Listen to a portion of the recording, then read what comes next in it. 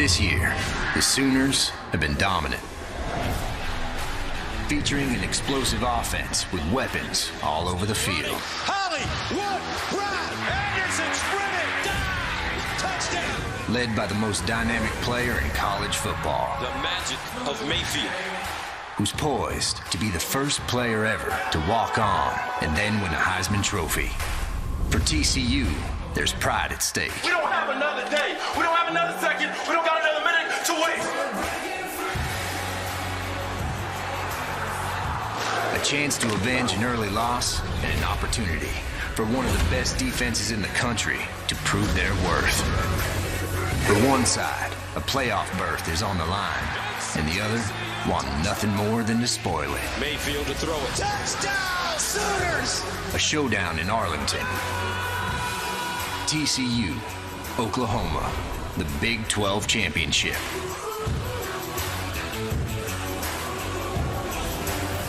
From Arlington, Texas, welcome to the 2017 Big 12 Championship on Fox, presented by AT&T.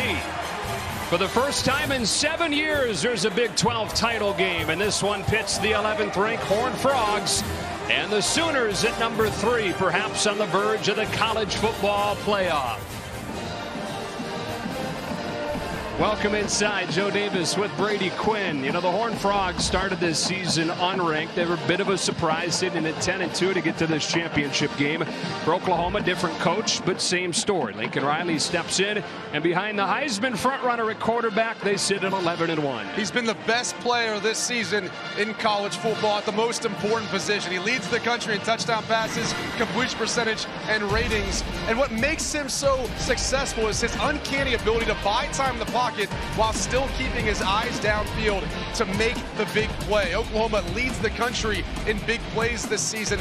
That's why their offense has been so dynamic, and that's why they're playing this matchup today. And look, Baker Mayfield, he's a very interesting cat. Look, he's an edgy player. He plays with a lot of attitude, but this team plays off of his attitude and his edginess. That's why they're playing in the Big 12 Championship once again. What do you think of the Horned Frogs? You think defense, right? No different with this edition. Gary Patterson has one of the nation's best once again. And it's a complicated defensive scheme. A mix of coverages, defensive fronts, and pressures. They lead the Big 12 in sacks this year.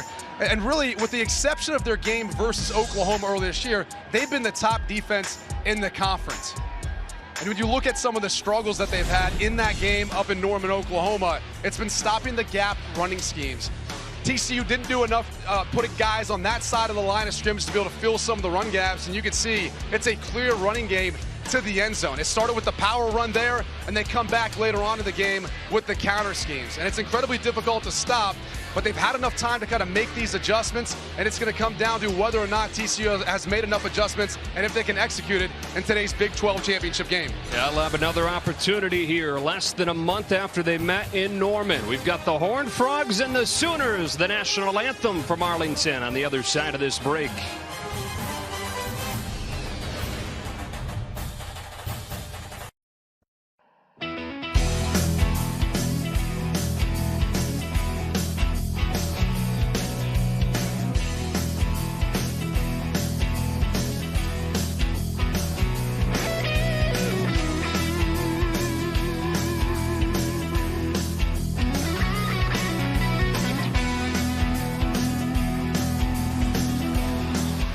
Getting closer to kickoff right now. We go to the public address announcer, Jim Jennings, for the introduction of the national anthem.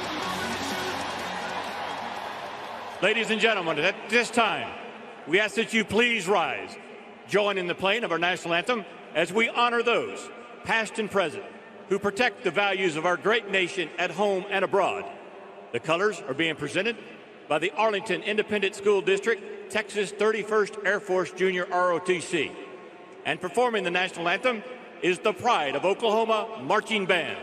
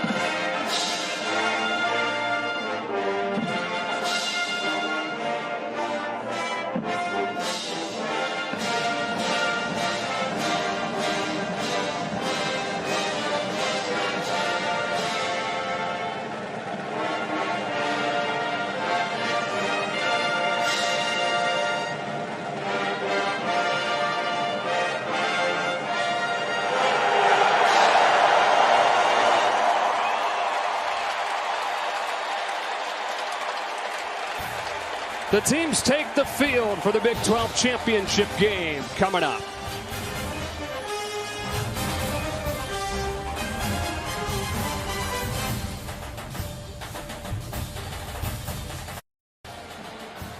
Welcome back to Arlington, Texas for the Big 12 championship. Time now to meet these two teams. The TCU Horned Frogs have reached 10 wins for the third time in 4 seasons. Behind one of the nation's top defenses, TCU is 1 win from its first outright Big 12 title. To introduce the Horned Frogs, here's TCU legend and NFL Network analyst LaDainian Tomlinson.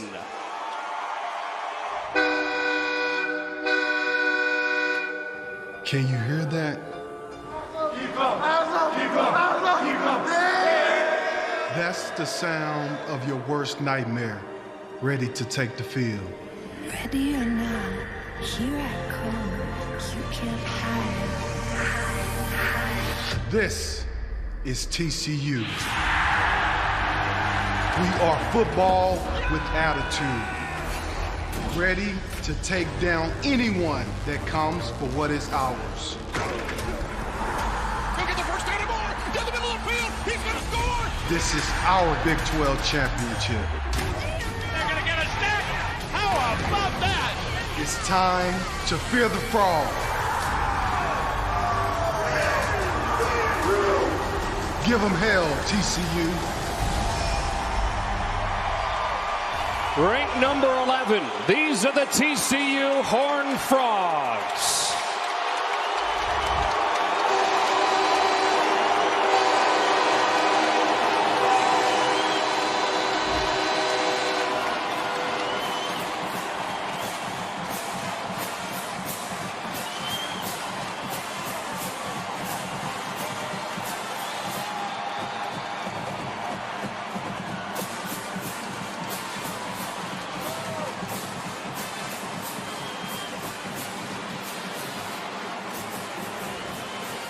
No team has won more Big 12 titles than the Oklahoma Sooners. Today, they look for a third consecutive conference crown and perhaps a spot in the college football playoff. To introduce the Sooners, the winningest coach in program history, Bob Stoops. Here come the Sooners. You better not be the one to doubt us. This is Oklahoma football, home of Sooner Nation. 'Cause we gon' blow your mind. Touchdown, Sooners! Where champions are bred and loyalty runs deep. We are a band of brothers that live by the colors of crimson and cream. Smash Mouth OU football. Our offense fueled by grit and determination. What a play!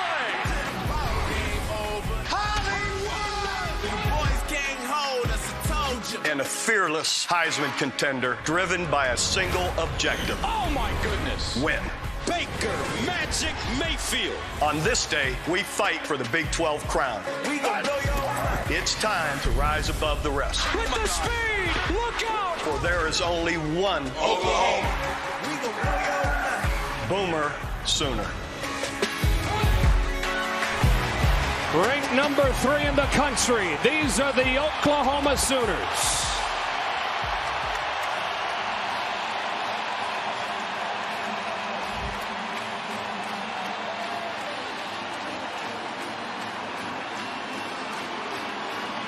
Let's do it already. Opening kickoff from Arlington on the other side of the break.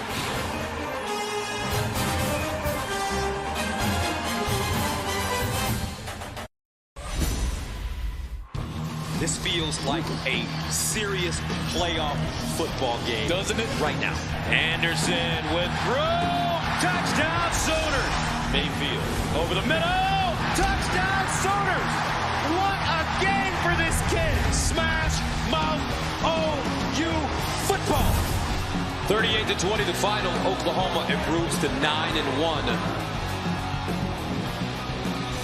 And so for the second time in less than a month, it's Oklahoma and TCU. And on the field, it's Bruce Feldman. Joe, in the first meeting between these teams, there were a lot of extracurriculars, including in the pregame when Baker Mayfield pegged TCU safety Nico Small on the head with a pass. Small ended up missing the next 2 games with a concussion, and Gary Patterson told us, I'm not sure if it caused it. Then again, I'm not sure that it didn't cause it. Lincoln Riley also inflamed Patterson a little bit with his explanation of that Mayfield throw, saying when you run through another team's warm-up line, things like that can happen. When we talked to Lincoln yesterday, he goes, you know, I probably shouldn't have said anything in the media about it. Gary knows I respect him, and he knows I respect his team. Now over to the TCU Horned Frogs with Petros Papadakis. Bruce, we don't have any fireworks in the pregame so far today, but there were fireworks last week, and that's why Nick Orr, the safety, is not starting this game. Multiple punches thrown against Baylor. He is out for the first half. Starting in his place will be Mykel Simmons. He started 2 games when Nico Small went out for the head injury that may or may not have been caused by Baker Mayfield. But no fireworks so far. We'll see him on the field. Joe? All right, boys, we're ready to go. TCU won the toss, deferred to the second half, so right away we get to see strength against strength with the Oklahoma offense and the TCU defense. It's the Big 12 championship game for the first time in 7 years. TCU, Oklahoma, off we go. Arcelia Sutton takes a knee, and the Sooners just start at the 25-yard line with Baker Mayfield, one of the all-time great college football players, leading the way. He's been absolutely phenomenal this season, and I think you kind of thought to yourself at the beginning of the year, how would he be able to reload after losing D.D. Westbrook, Joe Mixon, Samaje Perine? No, it's just the same old Baker Mayfield. He's been phenomenal. He's one of the most accurate quarterbacks I've ever seen at any level. One of the nation's top offenses, scoring 45 points per game, loaded at the skill spots, dominant up front, and the Heisman favorite at quarterback. The thing I'm most curious to see is what adjustments does TCU make after they got beat down by Oklahoma up in Norman just a month ago.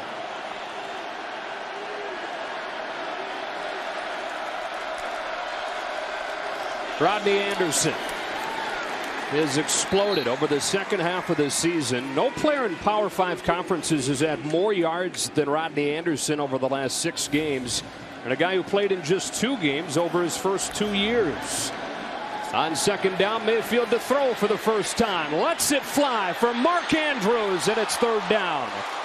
With a defense from Traven Howard, Mayfield sailing his tight end, 3rd and 7. And what coverage by Traven Howard. He plays linebacker. How many linebackers can run down the middle of the field and essentially play the deep middle of the field like he did on that last play? And 3rd down, this is the down. I'm curious to see how much pressure Gary Patterson will bring versus Baker Mayfield. He is the best quarterback in the country versus the blitz.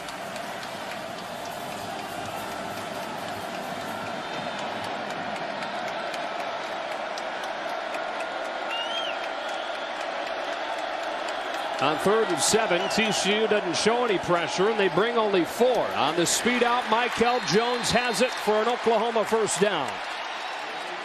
Stop made by Ridwan Issahaku, and Oklahoma is able to convert on 3rd and 7. What impresses me most about Baker Mayfield is he really has it all.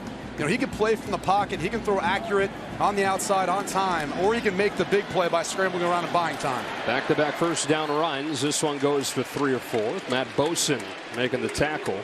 And one of Rodney Anderson's biggest games during the second half of the season came against these Horned Frogs. 4 first-half touchdowns and 290 total yards. He swings out of the backfield on second down. Mayfield scans the field and drills one for Andrews, and a first down at midfield. Mark Andrews, the Mackey Award finalist. And just watch Mayfield's eyes. He's going to look to the left. He wanted CeeDee Lamb, didn't have him. Steps up, buys time. He finds his tight end over the middle. Look at his eyes. Off balance, still an accurate football. Allows Mark Andrews to get the first down. And his 52nd catch of the year to lead the Sooners. First down and 10 from the 50.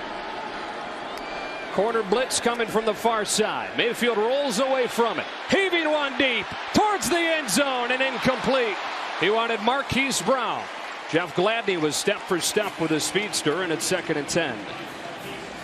They tried to bring some pressure off the edge. You're going to see the corner blitz. It comes from the opposite side of the field. Baker Mayfield wisely knows he doesn't have it protected. He moves away from it and tries to give Brown a shot. And in their last matchup, Gary Patterson felt like maybe Oklahoma stole one of their signals. They dialed up a quarterback blitz, and they actually ended up bluffing him with Rodney Anderson, and he was wide open for a huge gain. They changed that signal over the last few weeks.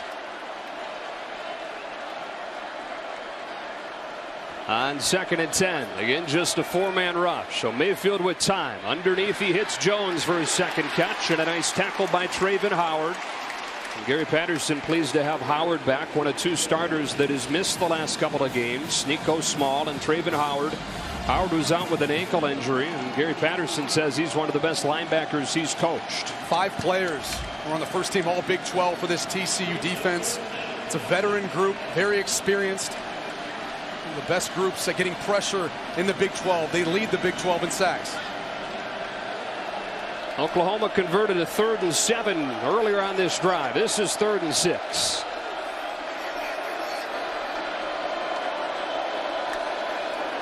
Frogs bringing pressure. Mayfield in trouble. Able to get rid of it, but a yard short. It'll be 4th and 1 as Andrews is stopped by Ridwan Issahaku.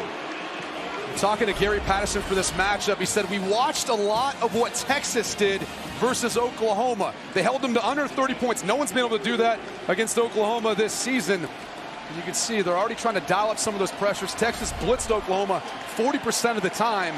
As we look at the Sooners going for it on 4th down, this is no surprise. They're an aggressive offense. 4th down 2.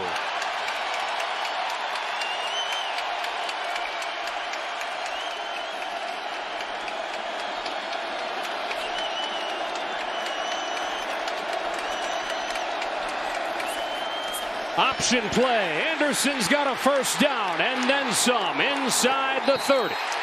A gain of 12, and Oklahoma's converted a 4th down.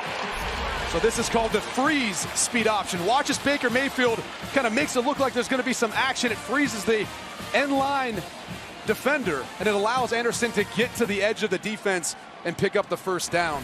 You know, one of the things that I think is underappreciated about Lincoln Riley is his play calling. In game, he's one of the best in college football.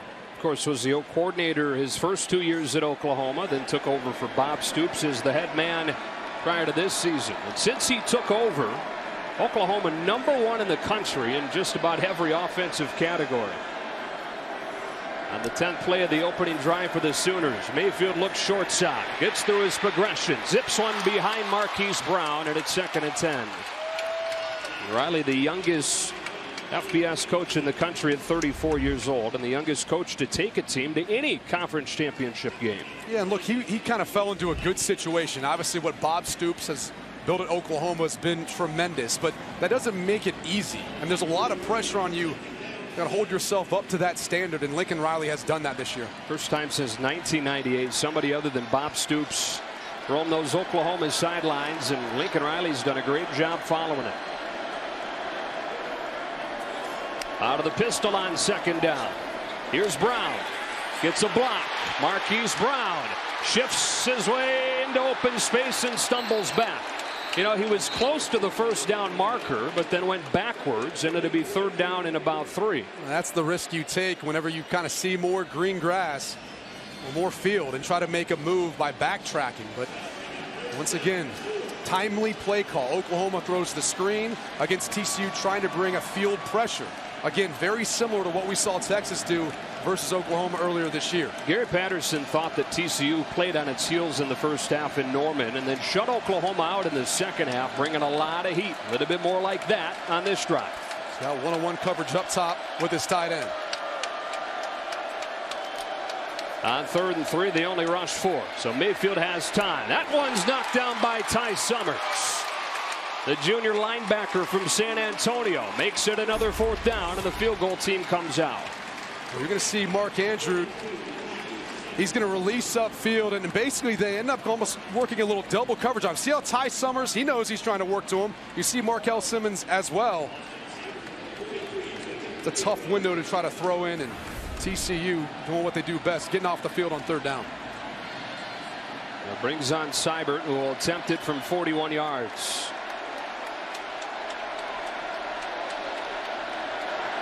The junior out of Belleville, Illinois, has nailed 12 in a row, and Oklahoma has points on its opening drive. Kenny Hill and the TCU offense to the field for the first time in this Big 12 championship game when you come back.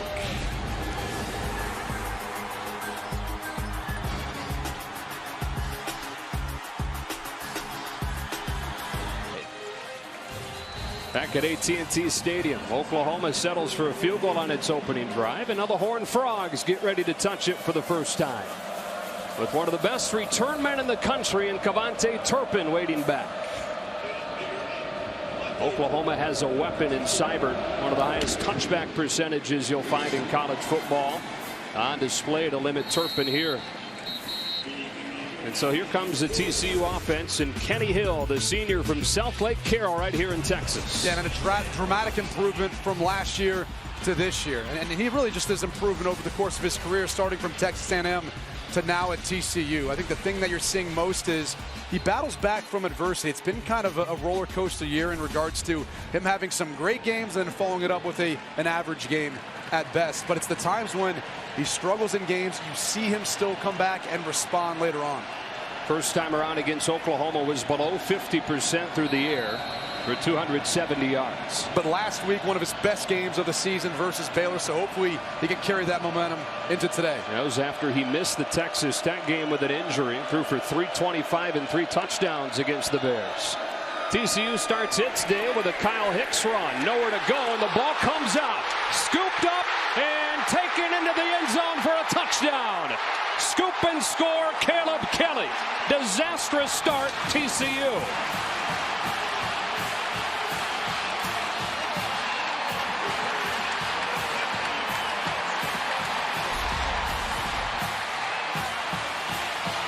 Let's take another look. This seemed pretty definitive that the ball was out before Hicks was down. You can see right there, Amani Bledsoe able to get that big paw in on the football. And there's Caleb Kelly. Take it to the house. And the key on that play, Caleb Kelly actually brought pressure off of the edge. So good hustle by him, continuing to run down the football. Now, this has been one of the strengths of this TCU offense, taking care of the ball. It turned it over just one time over the last 4 games. One of their 2 losses. Turnovers were a huge issue. At Iowa State, they turned it over 3 times, but had been so good at taking care of it since then. Oklahoma races out of the gates with a little help from the defense. In the Big 12 championship, it's 10-0. Let's take a look at that last play. There's Caleb Kelly. He's the linebacker who blitzes off the edge, and eventually, as he follows the play, picks up the fumble. But notice something else. Kyle Hicks, the running back, he actually had the ball in his inside arm. See right there? That is a no-no. You always want to have the ball in your outside arm so you can use that inside arm as your stiff arm. No Darius Anderson again for TCU, who was lost in the Oklahoma game, their top running back. And so it'll be Hicks and Alanalua sharing the load today. Back-to-back touchbacks for Austin Seibert. TCU finds itself in a very similar spot to last week against Baylor. They were down 9-0 2 minutes into that game, but at the end of the first quarter led for good. And hoping for a similar reversal of fortunes in this one. I mean, already in this game, though, with as good as Oklahoma is offensively, this is a really important drive for the Horned Frogs. Well, it's huge as far as the sake of momentum. And look, see the running back coach talking about which arm he should have the football in. It's talking about ball security, 3 points of pressure. But this has actually been a good football team at the beginning of drives, whether it's to start the game or after half. TCU typically has done a good job of getting points on the board. No surprise, Shewa Olanalua is in at running back now. Kenny Hill on the roll, being chased from behind. Throws, almost intercepted. Stephen Parker breaking in front of Jalen Reagor and probably should have had it. And this is a ball you just cannot throw. As Kenny Hill rolls out to his right, you're going to see Reagor kind of start to cut flat, but he's not open. And clearly Stephen Parker started to undercut that. TCU's very fortunate this wasn't an interception. Lincoln Riley's reaction on that Oklahoma sideline. And again, TCU has been so good at taking care of the ball lately. Almost 2 turnovers on 2 plays to start the game. Hill to throw again. He hits this one underneath Cavante Turpin, who can really fly. Spins for a first down to the 35. Turpin just 1 catch over the last 2 games, and it seems like we've gone through phases this year where that's been the case, whether he's been banged up or teams have taken him away. But it's an emphasis for the Horned Frogs to get the ball in his hands. When you talk to offensive coordinator Sonny Cumbie for TCU, he talks about no-brainers, meaning ways to get Cavante Turpin the football that there's not going to be any way of getting in the way of that, whether it's coverage, matchup, anything else. That was essentially just a downfield screen to Turpin. They'd like to get him going early and often in this matchup. On first down from the 36, in the quick game, here's John Diarse. He breaks a tackle and crosses midfield. Yet another TCU receiver who's been quiet lately that they wanted to get engaged early in this game. And I think when they've got him matched up one-on-one, which he is right here on the outside, they'd like to try to utilize his size and his hands. Diarse 6'1", 215 pounds. LSU transfer has a first down. And now Hill in trouble, trying to get away from Okoronkwo, and does. To Olanalua, body slammed down by Oklahoma's leading tackler Emmanuel Beal. You've got Okoronkwo coming off the edge. He's one of the best in the Big 12, and if you're Kenny Hill, you got to step up in the pocket before you get out to the outside. But Olanalua, for a running back, he's got some good hands. Yeah. He's big, too. 6'3", 235. We were down there before the game. You're right, huge. They like to run some of the Wildcat with him. Oklahoma struggled against West Virginia last week in the Wildcat. He runs it for the first time and stopped by Amani Bledsoe. They thought that Shewa Olanalua last week, running for a career-high 71 yards. Gary Patterson said it was the first time that he ran the way a big back should. Ran like a guy who's 235 pounds should. Kyle Hicks comes back in for 3rd and 7. This has been the sweet spot for the TCU offense. Lead the Big 12 in 3rd down conversions this season, and it's interesting. Actually, as it gets deeper, 3rd and 8+, they get better. And Kenny Hill, who has the highest completion percentage in the country on 3rd down this year, barks out the signals. Hill throws incomplete. Rager stumbled coming out of his break with the coverage from Parnell Motley. 4th down. You're going to see Jalen Rager at the top of your screen. He's going to run a little out route, but he just doesn't keep his footing.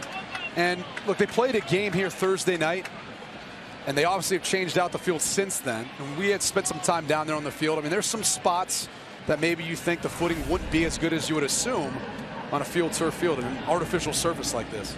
I felt it yesterday, so I put spikes in my dress shoes today, and it was a lot better. And Nunez with a line drive punt. Normally one of the best in the country. That was not a very good one. So Oklahoma will have it inside the 20, already leading 10-0. The Heisman frontrunner Baker Mayfield back out there in just a moment.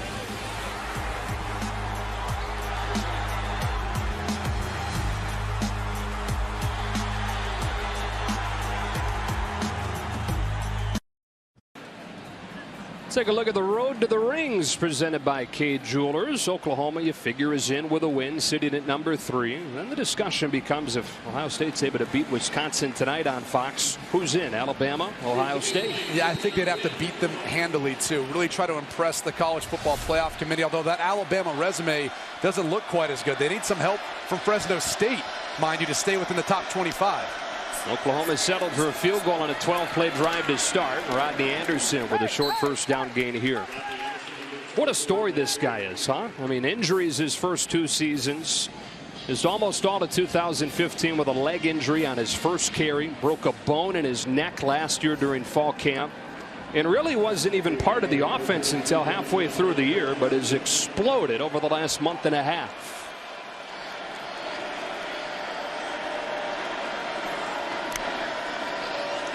He's got it again on 2nd down, and he's greeted rudely by Ben Banogu. The Big 12's defensive newcomer of the year drops him for a loss of 4. This is the difference between last time they played Oklahoma. Watch how aggressive Banogu is in attacking the mesh point of the quarterback and the running back. he forces their hand. And that was something where, when we talked about in the open, a lot of the gap running schemes Oklahoma likes to run, they weren't as aggressive as far as attacking Baker Mayfield and the running back at the mesh point. #2 run defense in the country, Brady, but they gave up 200 to Oklahoma the first time around. 3rd down and 12. Mayfield quickly outside. They'll need open field tackling. They don't get it. Marquise Brown, 1st down across the 45. A gain of 31 for the first-year JUCO transfer who's really come on. Well, you can see the miscommunication. You see Nico Small, you see Ridwan Isahaku. Both of them was signaling they needed an additional defender. They were a player short, but Oklahoma took advantage of it. And boy, how good has Brown been as his confidence has grown this season. He's evolved from not just kind of a special teams guy with some speed, but a legitimate deep threat. Well, Oklahoma replaced D.D. Westbrook. He had to replace more than 70% of last year's total yards when you combine Westbrook and Pirine and Mixon. They've been able to do it. Play clock winding down. Mayfield gets it off, feeding it to Anderson. On the Anderson with a 1st down gain of 6.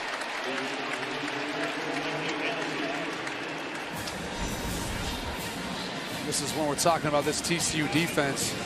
It's been every other game this season besides Oklahoma. I mean, look at the amount of rush yards they were giving up. A lot of that happened in the first half. Just uncharacteristic of a defense that's really been so good all year long. Now, there's a number of differences in that game. Matt Bosin was out early. He got ejected in that matchup. He's been a huge factor for this TCU defensive front. Mayfield quickly gets rid of it to Andrews with a block from Lamb. Tries to turn the corner, finishes forward close to a 1st down. They spot him just short, 3rd and 1. Typically, you don't see Mark Andrews being the recipient of those bubble screens. Usually when he's out there in space, he's there to help lead block for CeeDee Lamb or Hollywood Brown. Pretty nice target to have on a quick little Bubba, though, huh? 6'5", 254. He's hard to miss. I don't know how much more yards he's going to be able to get after the catch. Close your eyes, throw it left. He's probably going to get it. 3rd and 1. They bring Jackson Ewells and Dimitri Flowers into the game. It's Mayfield to sneak it for an Oklahoma 1st down and more. Mayfield to the 38. This Oklahoma offensive line is massive, and they're one of the best in the country. Got an Outland finalist in Orlando Brown, their left tackle.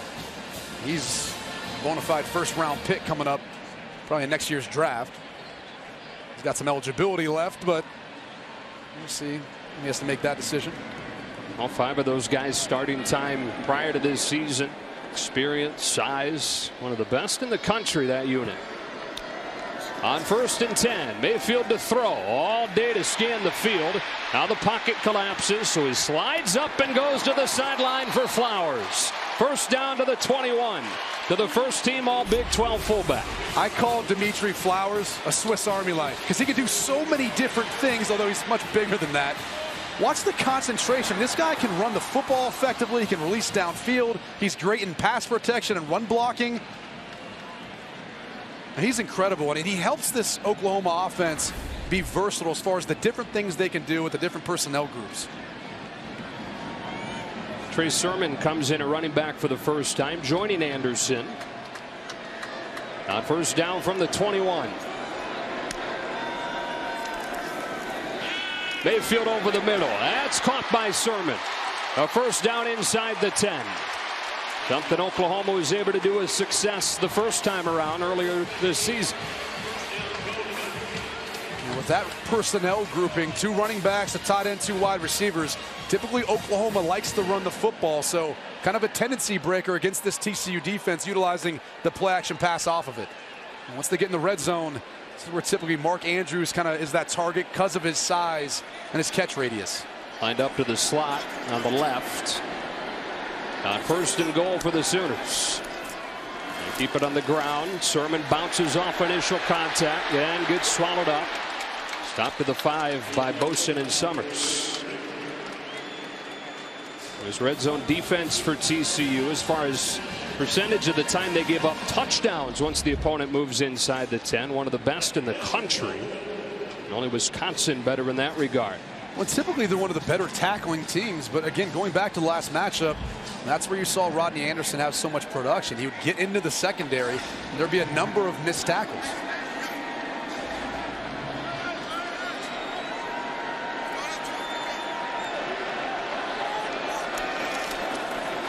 Mayfield sets. End zone Andrews. Touchdown Oklahoma. And they've exploded out of the gates on the Horned Frogs again. Well, how often do you see this? Baker Mayfield under center. Doesn't happen very often. He's going to fake, drop back, and you're just going to see a little short post route by Mark Andrews to the back of the end zone. Everyone's eyes are caught up with the jet sweep fake, the run fake. And there's Mark Andrews just finding that soft spot back and behind the TCU secondary. Started the game with a 12-play drive that finished in a field goal. Here they go 81 yards in 10 plays and finish it with a touchdown. The key play on the drive, Marquise Brown going 31 yards on 3rd and long. It's finished off with Andrews, and it's all Sooners in the Big 12 championship.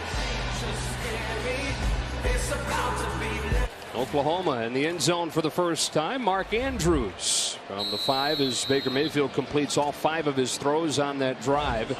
Getting a big 3rd down conversion to keep it rolling. Andrews has 6 receptions in the red zone this season, 5 for touchdowns. He's had a ridiculous touchdown ratio in his career. I think anytime he touches it, finding the end zone. Still no chance for Kevontae Turpin to bring it back. Let's go in the huddle, brought to you by SoFi, a modern finance company with Petros. Guys, Gary Anderson very upset. Gary Patterson, excuse me, very upset with his team when the defensive backfield was coming off the field after the touchdown. He got into him about a miscommunication, and when he got the whole defense together on the sideline, he started yelling about playing with more speed, playing with more confidence. It's okay to make mistakes, but he thinks his team is being hesitant right now. I think the back-breaking play on that drive was the conversion with the quick screen. And clearly there was a miscommunication in the secondary. There was short a defender. And that kind of broke the back of the TCU defense. They couldn't ever get back on track. Horned Frogs had a chance at a 3-and-out had they come up with an open field tackle on Brown, but couldn't. John Diarse for the 2nd time has it on the out pattern and keeps the legs churning for a 1st down. And this is going to be the challenge for Kenny Hill from here on out. He's going to have to take those easy completions to the outside. Oklahoma likes to play off coverage with their cornerbacks. They don't challenge the opponent's wide receivers that often. So he's going to have to make that long throw on a consistent basis on 1st down if they want to try to move the sticks.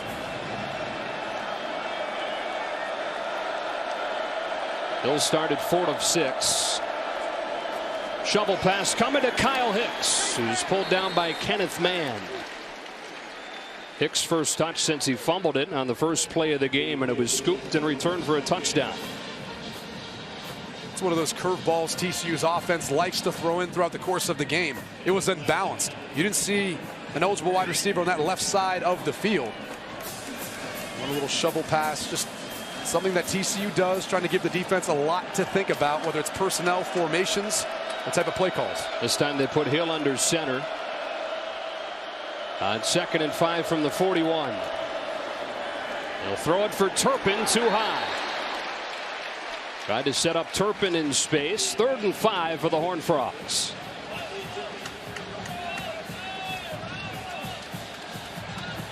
Played in Cowboys Stadium, the bright lights, Big 12 championship game. You better believe Kenny Hill's adrenaline's rushing right now. A lot of pressure on him. He knows he's got to help get his team back into this game. A lot of time high throws are some of those early jitters in games for quarterbacks.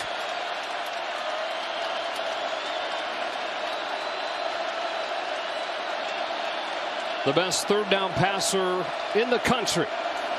Facing a 4-man rush. He's got time. He rolls to his right. He needs the 47. He's got it into Oklahoma territory. Tiptoeing the sideline inside the 45.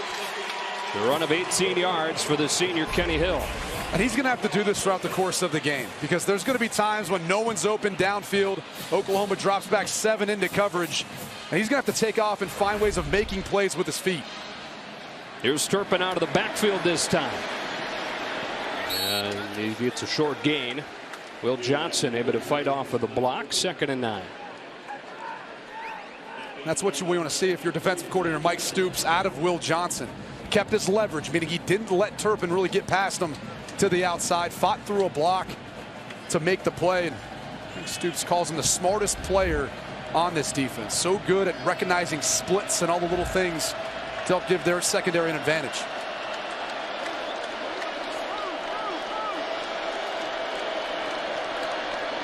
DR's third reception. Gets a block from Jarrison Stewart. Runs through the arm tackle of Trey Norwood.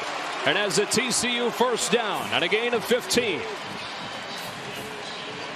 John Diar's is a load. I know he's listed as 6'1", 215, but he looks bigger than that down there in the field. And once he gets going, he's tough to bring down. He'll retreat it off play action, running out of time and going down. It's Amani Bledsoe who forced the fumble on the first play from scrimmage. Coming up with a sack. Second down. One of the things Oklahoma does extremely well when rushing the quarterback is they get those high edge pressures. See Caleb Kelly right there? They force them to scramble up into the pocket, and that's where defensive tackles like Amani Bledsoe and some of the others up front can be able to get some of those sacks for them, not necessarily with their push initially, but because of the edge rushers. In the return to the Big 12 championship game, Oklahoma with the best first quarter in the game's history. 17 points more than anybody in the first quarter ever. Second quarter on the other side.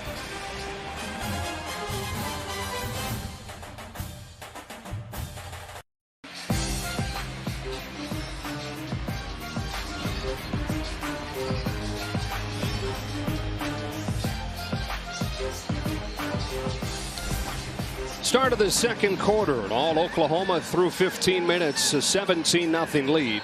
And Oklahoma fans know all too well they've blown a few leads this year. 3 times they've blown 2-score leads. Now they've won 2 of those. And they lost that Iowa State game after a big lead. Here's a trick play to open the second quarter. The former high school quarterback Desmond White couldn't find anybody open. Able to get back close to the line of scrimmage where DJ Ward brings him down, and it's 3rd and long. One of the most dynamic players ever at DeSoto High School and in Texas. It's one of the reasons why they like to try to design plays, whether it's trick plays, gadgets, things of that nature, to get guys like Desmond White or Kevontae Turpin the football in space. They really trust them in their decision making, but also their explosiveness.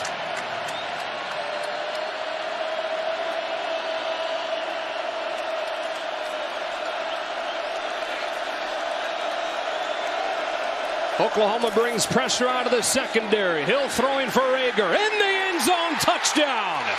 The Horned Frogs needed it, and the true freshman Jalen Rager supplied it.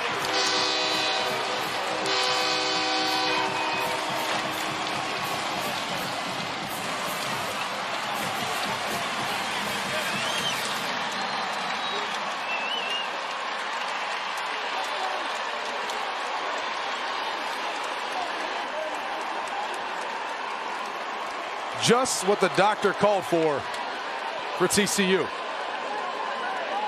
29-yard touchdown to Jalen Rager. Team leading 7th of the season for the co-Big 12 Offensive Freshman of the Year.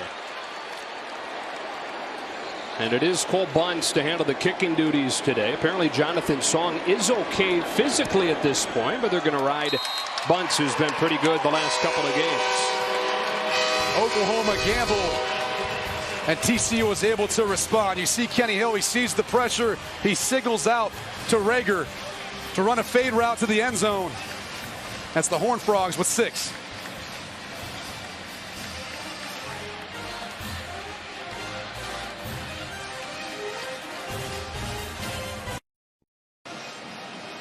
Now, for whatever reason, Gary Patterson's teams really all season have gotten off to slow starts and gotten better as the game has gone on. And Coach Patterson's thing is, if we can get this thing into the second half close, you like your chances. They're one of the best in the country after the break. It's all about the adjustments. Gary Patterson and his defense do a good job kind of settling in and figuring out what offenses are attempting to do. Short kick here, Marcelius Sutton from the 4. And Sutton won't even reach the 20. Fighting his way across the 15 to the 16-yard line. Sammy Douglas with the tackle. What a way to finish the day on Fox. The Big Ten Championship tonight. 8th-ranked Ohio State, 4th-ranked Wisconsin. Its 5th trip to the championship game in 7 seasons, although one of those, that 59-0 whooping they took a few years back that essentially kept TCU out of the playoff. They might need a win like that in order to be able to get into the playoffs. It's going to be something like that. They're really going to have to try to impress this committee and demonstrate that they should be one of the top 4 teams to play for the national championship. But playing that game in Indianapolis, I always think it's cool when you get to play in a professional stadium as a college player, but you know, neither of the players on these 2 teams, but in particular more for TCU, are that unfamiliar with the confines here at AT&T Stadium. Played in high school, some have played other games at the beginning of seasons, but they're familiar with this environment. Both teams walked through yesterday, really just walked around the stadium. And a little more familiarity. This drive begins with a Baker Mayfield pass play. Steps up and takes off into open space. Baker Mayfield across midfield. Showing off speed over the 30. A 56-yard run. It's hard enough to try to stop Rodney Anderson, and then all of a sudden you try to stop this pass attack. There's just not enough guys around the line of scrimmage to account for Baker Mayfield. And look at the speed. If not for the angle of the TCU secondary, I think Mayfield's taking that one to the house. Once again, Baker, he's got something in the oven. He's got something cooking. Nice. You always have 1 or 2 you spend all week thinking of, and then they're always really great. I'm all out. That's all I got. That's all I got for today. First down from the 30. Oklahoma trying to answer right back. Here comes Rodney Anderson. He's close to another first down, and we go down to Bruce. Guys, Baker Mayfield spent most of that TCU drive stalking the Sooner sidelines. Kept on telling his teammates, let's go, we're keeping this up all day. We are doing this all day. Make sure we keep the tempo going. We are running through them all day. 5th-year senior from Lake Travis, Texas. Unquestioned leader of that offense. You talked about it off of the top. Rubs some people the wrong way, but if you're wearing crimson, you love every bit of it. I think if you're a player on this team, you love it too, because you understand that he brings the fight to his opponent, not the other way around. You don't see that many times with an offensive player. 2nd down and short. Mayfield steps up, lost the ball, and thankfully for Oklahoma, Drew Samia was there to fall on it. They keep the drive alive. It's 3rd down. And those Ben Banigou. It's one of the things he excels at. He's got long arms. Very good at being able to get to the quarterback, but in that particular case, accurate, almost lethal. He can get a hand on the football. He is long, huh? And he's got a lot of speed too. When you combine Banigou with Bosen, you see why TCU can get a lot of pressure just rushing forward. They don't bring a whole lot of blitz, even though they have early on today. Oklahoma's had some key 3rd down conversions already in this game. 3rd and 6. That's Mark Andrews. Mayfield scans. Wants Andrews in the end zone, who can't hang on. Coverage from Nico Small, and it's 4th and 6. Every time you get Mark Andrews in one-on-one coverage, you got to take a shot and give him an opportunity. Nico Small is a 5'10" safety. I mean, it's just tough to be able to try to find a way of getting a hand in it to disrupt anything. Every ball to Baker Mayfield throws seems to be catchable. There's not many times you watch on film throughout the course of the year where he throws a football that's just inaccurate. Starboard hit from 41 on their first drive. This is from 43. And it snaps a string of 12 makes in a row. So despite the long run from Baker Mayfield, TCU holds up and gets the ball back to the offense in a 2-score game. 2nd meeting in less than a month. Oklahoma and TCU. It was all Sooners in the 1st quarter. Horned Frogs trying to yank away some of the momentum here in the 2nd. For Sonny Cumbie's Horned Frogs are able to convert a 3rd and long for a touchdown. And now they get it back in a 17-7 game. Kenny Hill swings it outside. Avante Turpin steps out of a tackle and runs for a gain of 5 or 6. And very clearly they're finding any way they can to get the ball in the hands of this guy. You know, in the last matchup between these 2 teams, Avante Turpin showed a little bit of frustration at times for not getting more touches. A pretty productive day, but clearly you can see early on they know he's their biggest playmaker and he can change this game in a heartbeat. Gone to him 4 times already. He only had one catch over the last 2 games coming in. He's the motion man on 2nd and 4.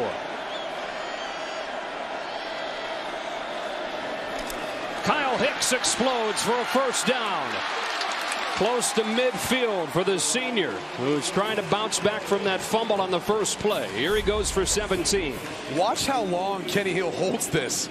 I mean, it took a while for him to give that football to Kyle Hicks, and I think he forced Amani Bledsoe to commit to him, which then helped open up the hole for Hicks. And Hicks is a guy who, last year he was honorable mention all conference, was the featured back, more than 1,000 yards. He's dealt with injuries this year, though. Dealing with some adversity today, trying to bounce back. Back to him to the short side of the field. And Kyle Hicks again accelerates forward, running with purpose for close to a first down. Obo Okaranko with a tackle. They spot him right at the marker. Watch him get in this play. Gets the football, stretches it, and then he sees the cutback lane. TCU runs a lot of different zone blocking schemes, meaning basically they start in one direction, and it's on the onus of the back to then see the cutback lane and find the hole. Kyle Hicks has tremendous vision. Right here in Arlington. Looking down less than a yard. And they'll throw it against the blitz. Hicks is open out of the backfield for a TCU first down, and a heavy dose of Kyle Hicks on this drive. When you get plus 50, when you got 2nd and short like that, typically you'd like to take a shot. TCU ran 4 verticals, but credit the Oklahoma secondary for their coverage. Then Hill finds the easy completion to Hicks for the first down. And it's an Oklahoma defense, Brady, that I think the best way to put it is this year they've been just good enough in an offense-happy Big 12. Giving up a lot of yards, a lot of points, but heck, they're 11-1. Hill keeps it this time. Lost the football and then fortuitously finds it, finishing to the 31. It was Okaranko who tripped him up. Almost playing with fire here. We talked about how long he held the football the last time in Kyle Hicks' gut. And this time, maybe he didn't have as sure of a hand on the football because of the timing of that.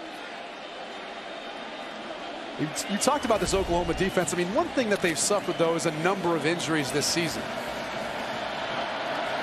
Wow, that one was red, but Stephen Parker couldn't get his hand on it, so Desmond White gets a first down. Oklahoma had that thing ID'd from the start, and TCU dodges a bullet. The past 2 plays, watch this. He comes off the edge, nearly intercepts this, and if Parker did, that would have been a pick 6, no doubt about it. Now it leads to a first down for TCU. I think Hill saw that, put a little extra on it. I'm sure he tried to adjust his arm at the last second if he could.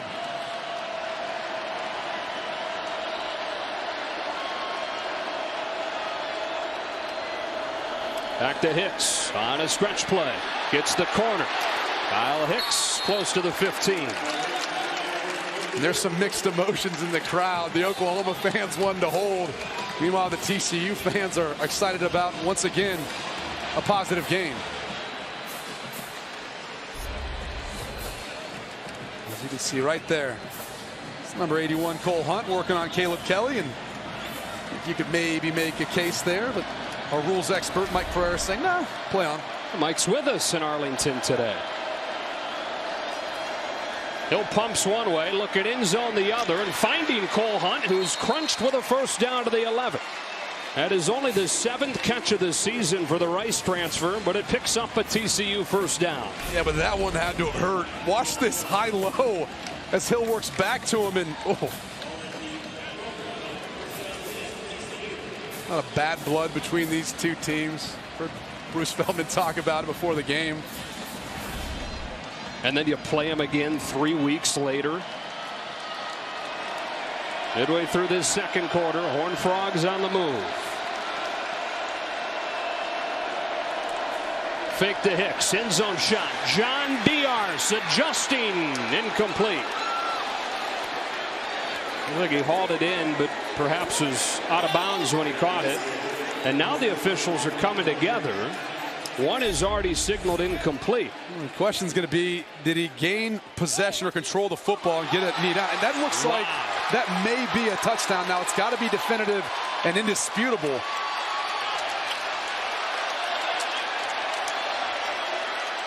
Mike Pereira, we mentioned you're sitting right by us here in the booth in Arlington. What do you think?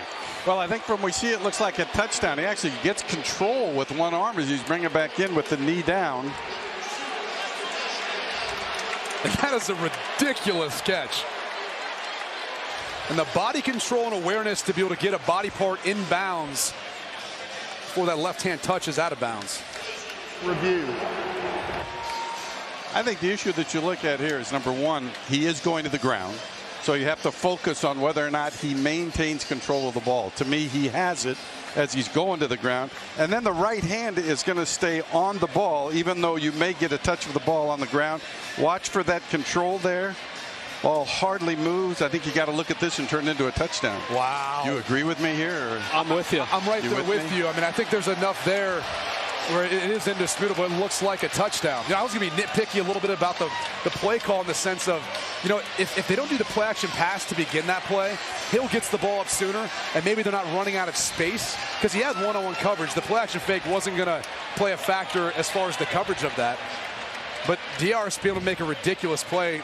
None of that matters. The people here already know that this is probably going to be called a touchdown. They have a pretty good view with a video board here. And Mike DeFee actually has a little bit different view than Big 12 officials normally have on replay reviews. The Big Ten is the only conference in the country that uses these monitors. They've actually loaned the Big 12 the monitors for today. And so DeFee is part of the replay process more than just being on the phone with a booth. And I think that's great, Joe, because it gives him an opportunity to look at the play and confirm to what the officials said that they saw on the field as he sees it. And then if he needs to make an explanation of why he overturns the call, then he sees it as opposed to just hearing what the replay official had to say. And let's give this crew some credit because they were by far and away the best in the Big 12 this year. That's why they get to do this game. After review, the receiver got his hands under the football, maintained possession of the ball. It's a touchdown. Well, it took them a little while, but the Horned Frogs have arrived in Arlington, and we've got a game in the Big 12 Championship.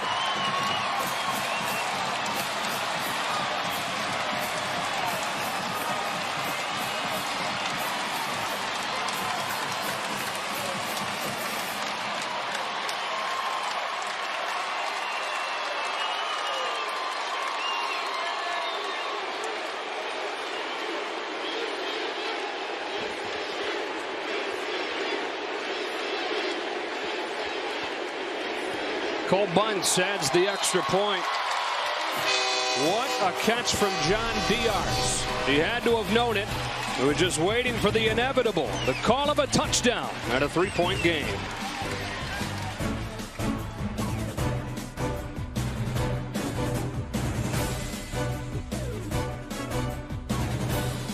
Drives with touchdown passes, getting nice catches on both Jalen Reagor and then John Diaz with one that you'll see replayed all over social media. Cole Bunce with another short kick. Jeff Badette's back on this one. Kentucky transfer, the speedster, takes it across the 30. There's a flag down. A couple of flags come flying in from around midfield.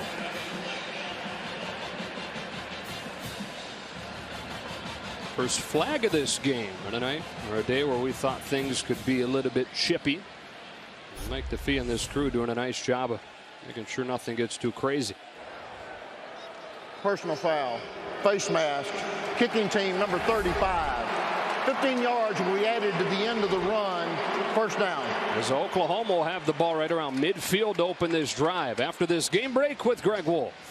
Joe, thanks. Let's go to the American Athletic Conference Championship, number 14, Central Florida. The last unbeaten in the FBS getting tested. Riley Ferguson finds Anthony Miller. He goes 68 yards for the score. Number 20, Memphis, on top, 31-24 at the half. Winner likely earns a New Year's Six bowl berth. Joe, Brady, back to you. And what some may think is Scott Frost's last game as a head coach at UCF. Maybe he's going back home to Nebraska. From the 49-yard line, Baker Mayfield and the Sooners open this drive with a Rodney Anderson run. And Anderson looks plenty healthy there to the 41-yard line. Bruce Feldman letting us know that they've had to tape him up a little bit extra. The trainer's looking at him, but he's saying he's good to go back in despite dealing with a left ankle that's bothering him. Mayfield finds Andrews, who's chopped down by Nico Small. That's the first down inside the 30. Small will have to come out with his helmet coming off. I wouldn't be shocked if Oklahoma didn't try to attack number 16, Michael Downing, who came in to replace Nico Small for a snap. Remember, TCU's already a man short safety because of Nick Orr, suspended for the first half for his role in the altercation against Baylor last week. High snap, pulled down with one hand. Anderson sneaks his way through a tiny seam for 3. Guy who's been quiet so far today is wide receiver CeeDee Lamb. Typically Lincoln Riley likes to get everyone some touches early in the game, get everyone going. Typically they like to utilize him when he's in one-on-one coverage. Been quiet so far today, not a catch yet.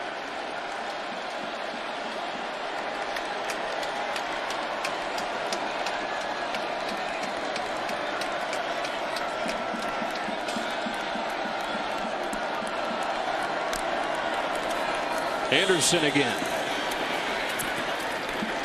3rd and short.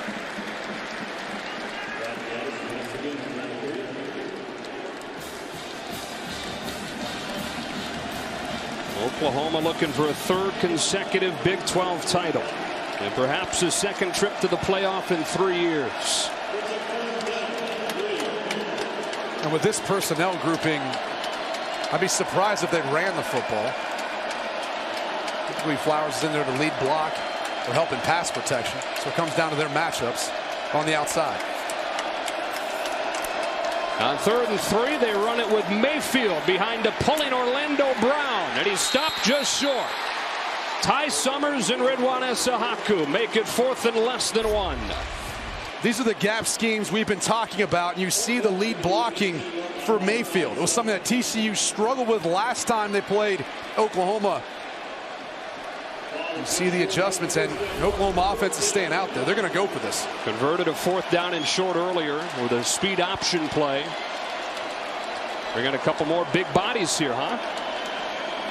The last time they had a 4th and short like this, they're in the quarterback sneak for almost 4 yards. Timeout. First one of the half taken by either side. We'll take the timeout with them. And a 4th and 1 when we come back. For it or not, and if you go for it, what's your call? Well, at that point, I think you still run the football.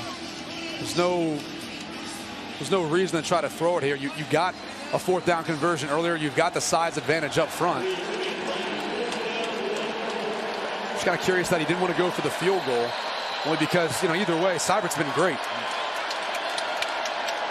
They go with the same personnel they had before the timeout with the 2 fullbacks, Newells and Flowers.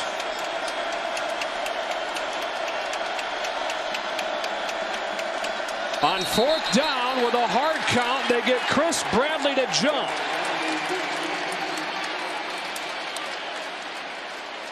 Was there any movement from Oklahoma?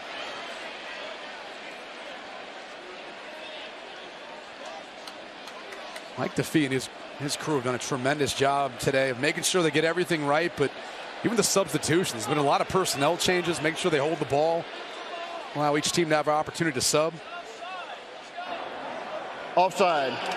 Defense, number 56, moved into neutral zone, causing the offense to move. 5-yard penalty, yardage results in a 1st down. It's hard to hear, but this is just a savvy move by Baker Mayfield, who's obviously a really experienced quarterback. And when you're on a neutral site, you don't necessarily think about using the cadence as one of the things in your toolbox to try to get the defense offside. So big penalty on TCU makes it 1st down for Oklahoma at the 14.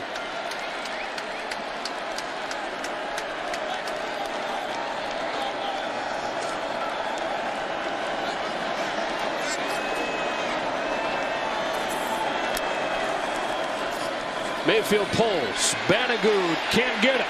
Mayfield crosses the 10. 2nd and short. And I thought the right tackle, Bobby Evans, might have been a hold as Mayfield made his way around the edge. Had a hand on Bandicoot. And look at that. You can clearly see him tugging on his jersey, not letting him go. That was out in the open.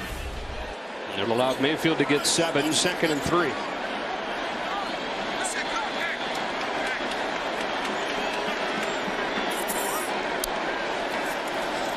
He pulls again. This time he won't get there.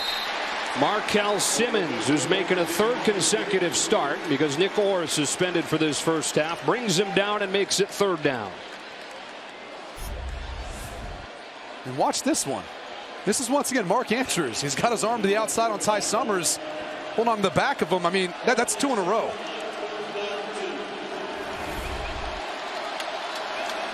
So 3rd down and 2.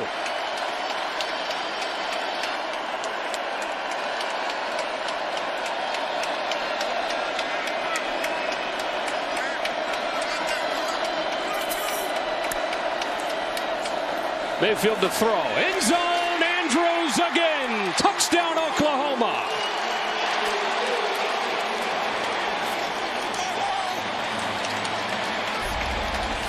And it's all about the play action pass fake. Watch as he sneaks in behind the soft spot and watch these guys suck up on the run. And just an open window in the back. And it's too easy, but that's the advantage you have as an offense when you stay in 3rd and 2, 3rd and 3. You still have the threat of running the football, so it makes the play action pass that much more impactful.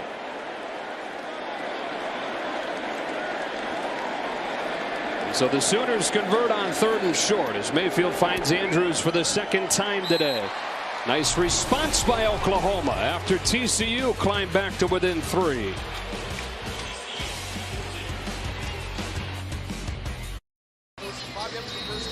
Aerial coverage of today's game being brought to you by our good neighbors at State Farm. State Farm is here to help life go right here in Arlington. Oklahoma with a 24-14 lead, trying to punch its ticket to the college football playoff. TCU, meanwhile, 1 year after finishing 6-7, in search of its first outright Big 12 crown.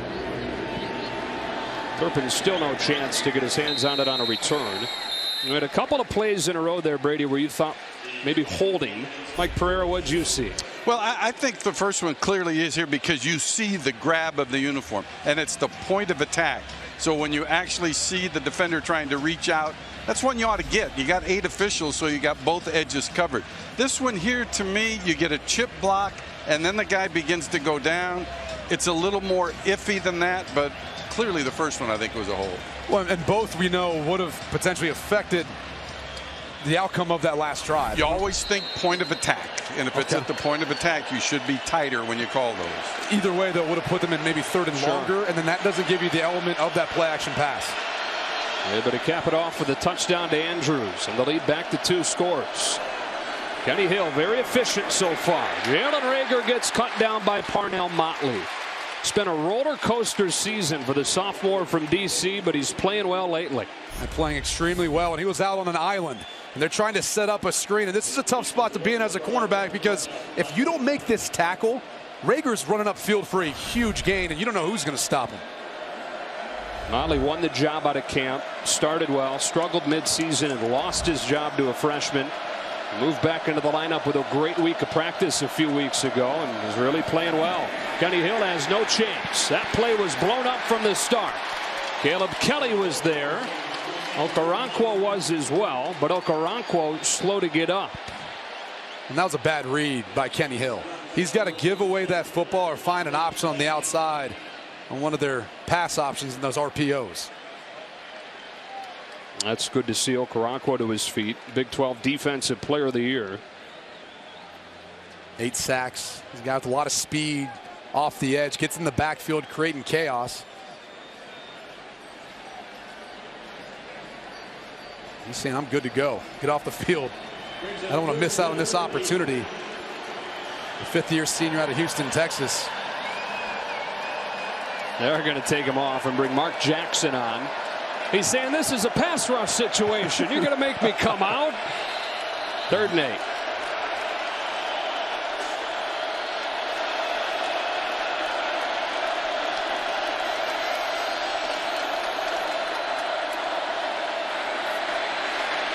Hill extends the play. Kenny Hill needs the 35. Fights his way close to it and reaches for a first down. That last effort looks like it got Hill the first down. Talked about it in the first quarter. I mean, these are the plays that Kenny Hill's going to have to make. Now, I thought he had an open wide receiver downfield in Desmond White. He didn't feel like he could get it to him. Look at the toughness, lowering the shoulder, doing all he can to try to get enough and get that football over, playing for the first down. Boy, third down has been huge on both sides in this first half. Key plays in this game. Officials doing a good job of letting both teams sub. When the offense subs, the defense gets an opportunity. Hill goes underneath this time to Jerrison Stewart. But a team high 6 catches last week against Baylor. He had 1 over his first 10 games. And that's kind of how the system works at TCU. I mean, it's kind of a wheel of each guy could end up being the hot hand. It just depends how the game plays out. Sometimes what the defense dictates. 2 minutes left in this first half. TCU will have it to open the second half. Trying to get to within 1 score here. Hill with a great read this time. Saw Bledsoe take the running back. So he pulled it and got a first down to the 48. We talked about it before. A little bit iffy last time Bledsoe forced Hill to keep the football. This time a little bit more definitive. He's got his eyes on Bledsoe. Bledsoe commits, pulls the football, and then he makes Emmanuel Beal miss downfield for the additional yards. Minute and a half and counting. Horned Frogs all 3 timeouts. From the 48-yard line against pressure. He boots out the back door. Turns his shoulders. Throws a strike. It's Desmond White. And it's a gain of 9.5. TCU's strategy right now is going to be to take their time. You talked about how many timeouts they have. They also get the ball coming out of half. So believe me, they do not want to give the ball back to Baker Mayfield with any time on the clock. Second and short. Ogaranquo comes back in the game. And Hill will throw it. Zips one for Rager, incomplete. Motley with the coverage, 3rd and short, right at 1 minute. It's 2-minute drives. There's a lot of easy completions out there for you. As soft as Oklahoma secondary is playing.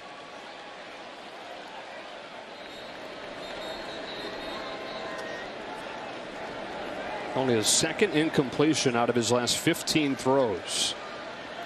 The Oklahoma offensive line gets a lot of credit. TCU should get some credit too. These guys have only allowed 17 sacks all season. Did a good job of protecting Kenny Hill, but it's also been his mobility and making plays with his feet. It's been a really good first half today. 16 of 20. He's also run for a couple of big plays. 3rd and short. Against a crowded box, they throw it, and Turpin gets a first down. That's what I was mentioning earlier on this drive. We saw Caleb Kelby come off the edge, and Kenny Hill ended up keeping the football. He should have thrown that little bubble pass like he just did. Back in 30 seconds. Coming up at the half, be sure to stay with us for the Dr. Pepper tuition giveaway. You see the young man last night in the Pac-12 championship game. I mean, brought him to tears. What an opportunity.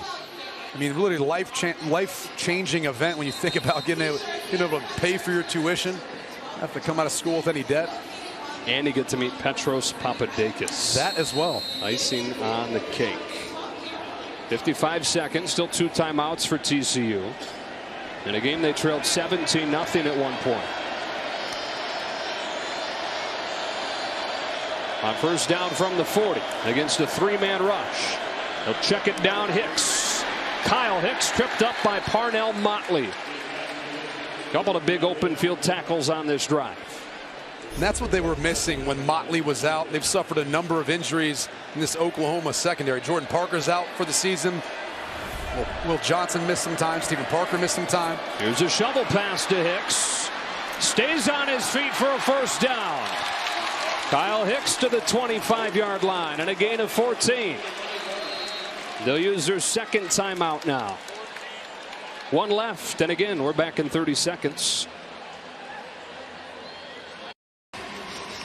Only a few yards of play in that first quarter, but the offense has come alive for the Horned Frogs here in the second. And not that much different between total yards really for both teams. If not for the fumble that was returned for a touchdown, we'd need a tighter game. But at this point, with 27 seconds, you still got 2 timeouts, so you can really do whatever you'd like here. So if Oklahoma all of a sudden leaves you a box that gives you the numbers to run the football, you can still do that.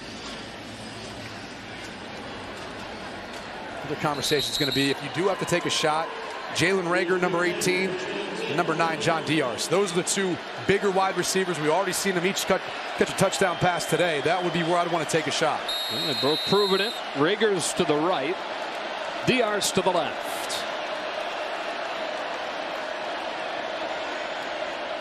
The 11th play of a drive. It started back at the 25-yard line. Hill with a deep drop. Down the seam. Reagor can't hang on with a coverage from Motley again.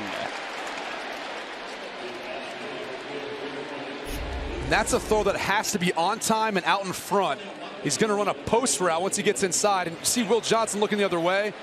There was a small window for it, but because the ball was thrown behind, Motley's able to make a play and disrupt the pass.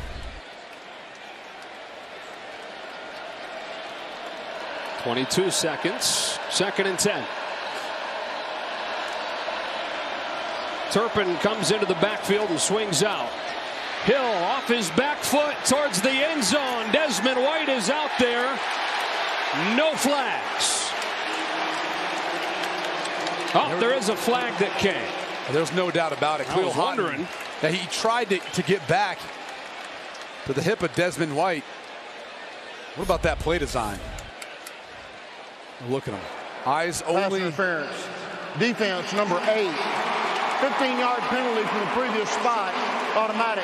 First down. And that's just too much contact once he got to Desmond White, turning around, disrupting his chance to make a play on the football. What about the play design? They ran that little swing screen earlier to Turpin. This time, they run a little pump fake off of it, and they release Desmond White up the sideline. And of course, in college, the ball not spotted up against the goal line, instead right at the 10. 15 seconds, 1 timeout. And again, 2 timeouts at this point for TCU.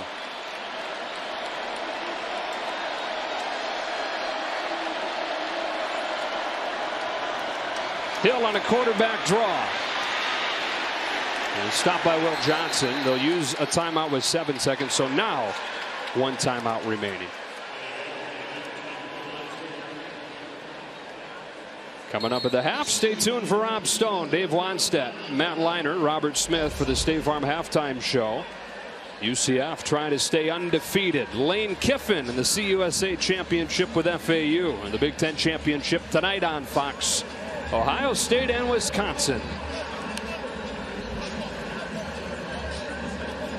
So 7 seconds and 1 timeout remaining for TCU. And you basically have time for 1 play, at least to be safe, to assure yourself the chance for a field goal. Now on the Jumbotron here, they're showing that TCU still has a timeout left, but we're showing that they don't have any left. Yeah, I thought that they had burned them all. And now they're showing on the Jumbotron that they don't. We should have trusted our own stuff. True. No timeouts. Well, the Jumbotron's just so big. It's hard to miss. It's hard to turn it down. So with 7 seconds and no timeout, I mean, clearly you have to kick a field goal to assure yourself getting points. Cole Bunce comes on. Sophomore from San Jose who's taken over the job. Door is opened by an injury to Jonathan Song, and he's performed well. And so he's kept it, even with Song healthy. From 26, he makes it a 1-score game. Good drive for the Horned Frogs. It started all the way back at the 25. 24-17, another 30-second break. Craveable Moments, sponsored by Dr. Pepper. The last time the Big 12 championship game was played, 2010, these Sooners fell into a 17-0 hole against Nebraska.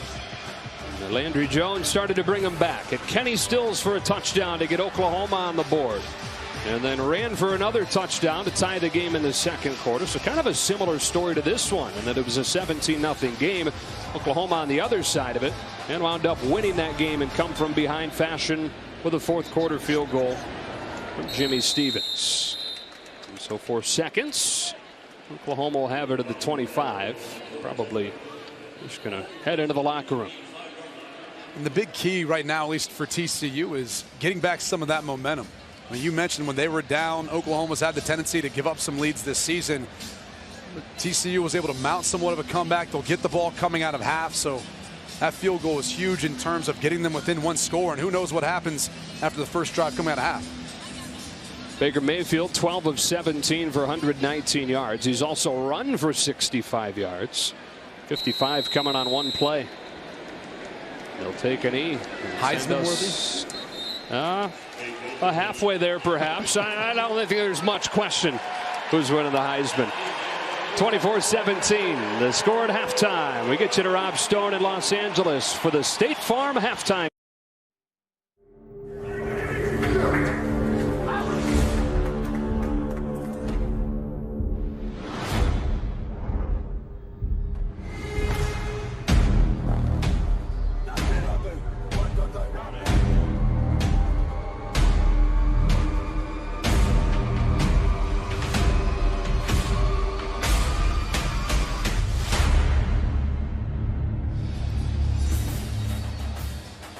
Welcome back to Arlington in the 2017 Big 12 Championship on Fox, presented by AT&T. 24-17 after a half, and we welcome you back inside AT&T Stadium. Pretty much even over the course of those first 30 minutes. It looked like Oklahoma might run away with it, leading 17-0 after a quarter, but TCU came charging back. And really, Brady, with the exception of the scoop and score on the first offensive play for TCU, this thing's been dead even. Yeah, the first matchup was a tale of 2 halves. This one so far has been a tale of 2 quarters. Oklahoma jumping out to that 17-0 lead. TCU then responding in the second quarter where they've scored all their points. Now they're going to have an opportunity getting the football out of half to tie it up. But really, it's been the quarterback play to me. Both quarterbacks throwing for 2 touchdowns and leading their team in rushing. Pretty good play by both guys. Baker Mayfield will have to wait a little bit before he gets his hands on it here in the second half. Kenny Hill will take it on the first drive.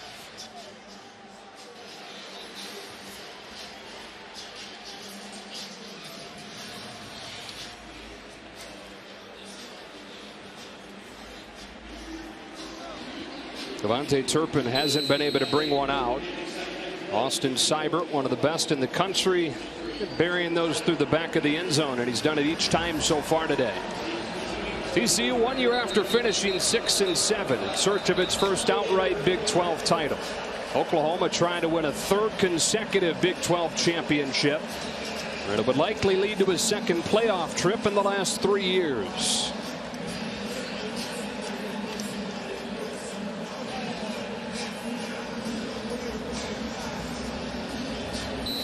Should have a good second half in store for you here on Fox. Day that begins with a Big 12 championship, wraps up with a Big 10 championship.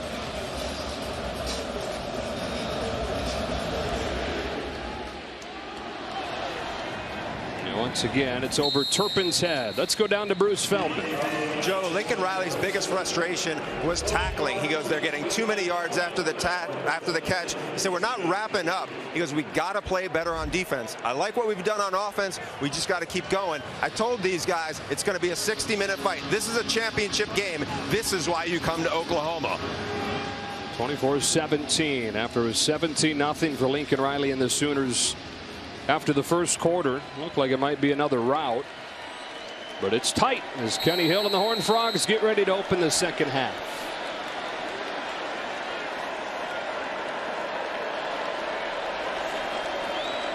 Heavy pass in that first half, about 2/3 pass for TCU.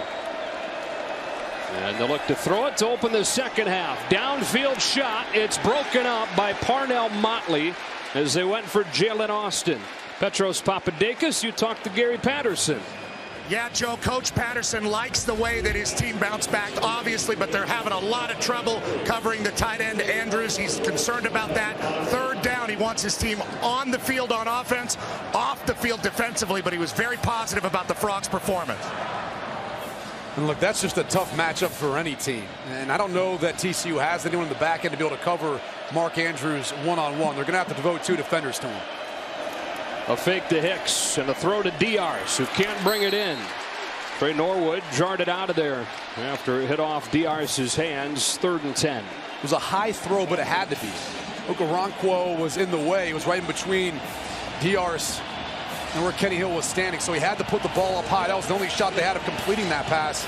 Now in 3rd and long, an area that, look, TCU has been better than anyone in the Big 12, but only converting about 30% on the year.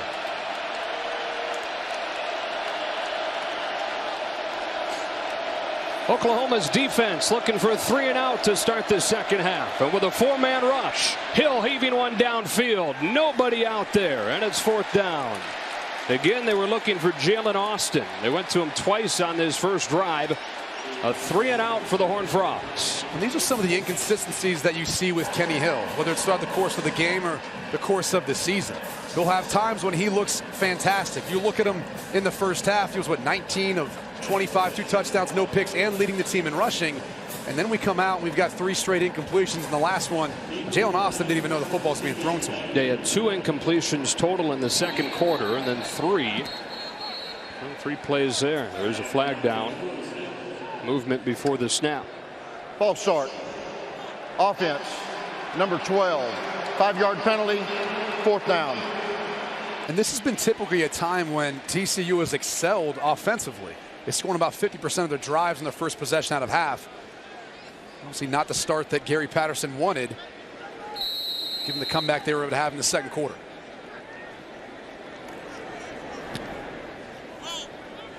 Short punt and great field position for Oklahoma. CeeDee Lamb makes the fair catch on a 36-yard punt.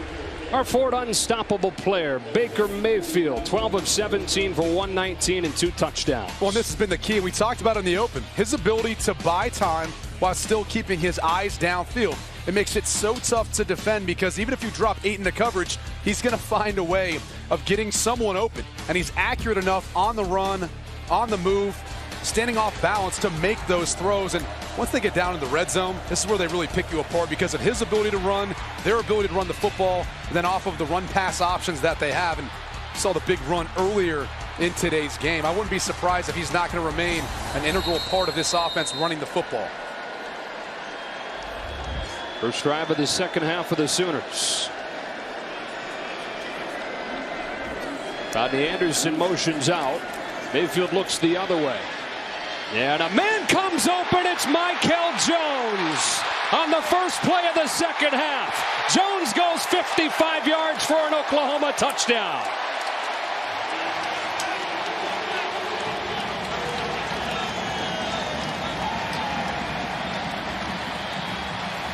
Think about how much time Baker Mayfield had in the pocket. He was looking to the left, waiting for Mykel Jones to get open. Slow off the football, but then he comes back inside off the return route and just a mismatch. Why Matt Boson is covering Mykel Jones is a mystery to everyone. Yeah. And for Jones, his first touchdown of the season. Oklahoma's back in front by 2 scores. Their second play today of more than 50 yards. This one comes on their first play of the second half. Jones to the end zone, and the Sooners up by 2 scores.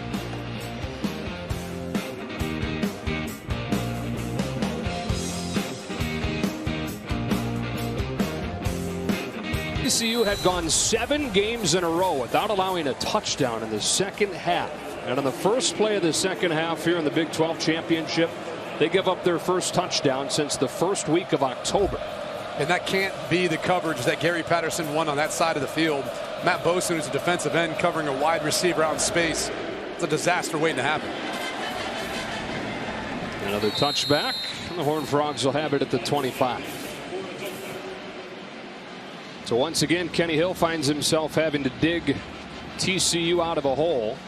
He was so efficient in that first half, but then 0 for 3 and a 3-and-out to open the second. Yeah, and TCU's not going to win this game unless they all of a sudden start to become more balanced. They're not running the football that effective, at least not so far, even though we've only had 1 drive this half. But really in the game, Kenny Hill's been your leading rusher. There's been some design quarterback runs. They're going to have to keep doing that but they have to continue to try to run the football versus this Oklahoma defense. You can't let Okoronkwo and the rest of the defensive front just tee off on that TCU offensive line. 27 of the 40 plays, Brady, have been runs.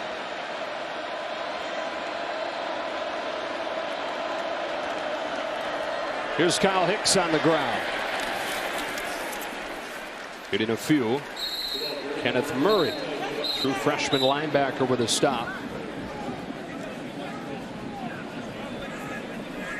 I said 27 runs out of the 40. It's 27 passes out of the 40 for the Horned Frogs, which is bucking a trend from most of this season when it's been the most run-heavy offense under Sonny Cumbie.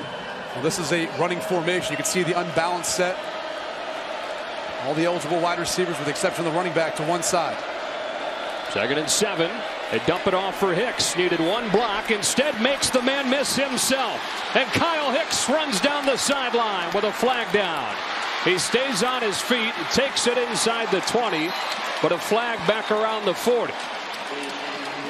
56 yards, but I would guess a big chunk of it is going to get wiped away. It will still be a first down. I think it's going to be on Cole Hunt. Schlotman and Hunt were down in that vicinity. Holding.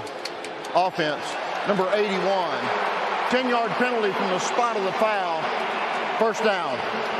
Let's go back and look at that formation. We talked about it's unbalanced. See how he's covered up? That typically, once he's in line, that means that someone can't go downfield once they release for the pass, or at least the ball can't be completed downfield. That's why it said it's a running formation. But a screen, that's okay. So they end up finding Kyle Hicks to the weak side, and you end up seeing on the right side of your screen the hold by Hunt. Mike Pereira says good call.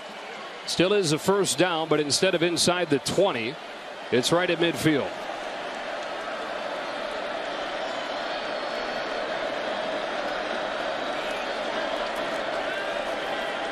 Hill goes through his progressions, waiting for somebody to come open. Nobody does, so he runs for 3 or 4. Dylan Famatau with a stop. 2nd down. A positive gain. I mean, that's the biggest thing. He's not forcing anything. Nothing was there. Using his athletic ability to find space and get a positive gain, which has helped them on 3rd down. TCU is 4 of 6 on the day, and it's in part because they've continually had positive gains on 1st and 2nd down, put them in 3rd and manageable. Yeah, the 3 and out that they started this second half with began with 2 incompletions, and they were sitting 3rd and long.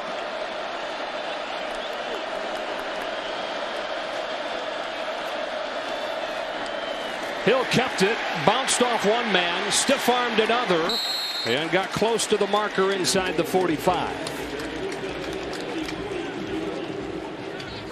Talked in the first half about Kenny Hill and some of these zone reads. In this case, you can see Okoronkwo clearly waiting for Shewo Alanalua. But this Oklahoma defensive front is starting to sniff some of this out.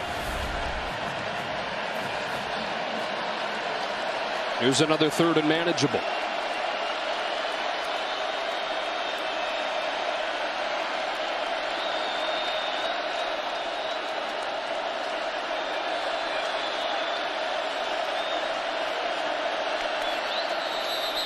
A whistle right before that play clock ran out, and a timeout taken by Oklahoma. Looked like TCU perhaps had a numbers advantage Oklahoma inside. Lincoln Riley just barely beat the buzzer, calling a timeout. At State Farm. State Farm is here to help life go right. Joe Davis, Brady Quinn, Bruce Feldman, Petros Papadakis, and Mike Pereira is with us as well today, live in Texas. 3rd down and 3 for the Horned Frogs. This is that same formation I talked about before on the screen with the big play to Hicks. Interesting to see if they do something to the weak side, which they've done every time they've been in this formation today. That'd be to the left in this case. And they do, with Hicks straight ahead. And Kyle Hicks right at the marker. It'll depend on the spot.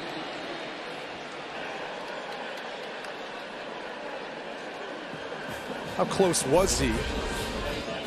Let's take a look. Looks like his forward progress has stopped right there with Will Johnson. Oh, keeps driving. It's going to be close either way. TCU's going for it. 4th down and inches for the Horned Frogs.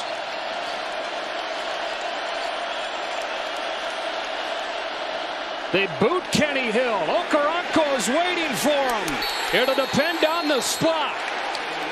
Parnell Motley and Obo Okoronkwo knock him out of bounds, and Oklahoma slams the door as TCU gets a little bit cute on 4th and inches. And this, to me, is something I hate. Look, you've got an open gap here, an open gap here. I know they're covered up, but you can find a way of getting yourself less than a yard. Why take the football back to then run a boot? You're not fooling anyone in that case. You're losing ground to try to gain ground. This Oklahoma defense has too much team speed, whether it was Okoronkwo or Motley. Needed a foot. Just don't like the play call. How about the game that Motley's had so far today? Yeah. Open field tackles. We see him recovering right then to stop the conversion. So Oklahoma trying to make it hurt. How many times do you see teams sudden change, take shots in the middle part of the field? See what Oklahoma goes with on 1st and 10 from the 40. Play conservatively. Anderson with a big hole off the right side for 8 or 9. Look at the first half. Oklahoma was extremely balanced as far as their play calling, running and passing the football. Those runs in the first half start to weigh on you in the second half with that big offensive line. On 2nd and short, they'll throw it deep. Marquise Brown behind the defense for an Oklahoma touchdown. And just like that, the Sooners have broken it open.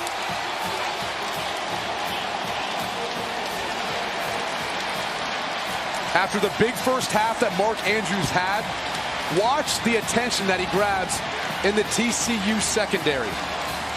He basically ate up every defender in the middle of the field. Watch what happens. He's going to drop back. Everyone's going to drop back. It's going to be a little hesitation.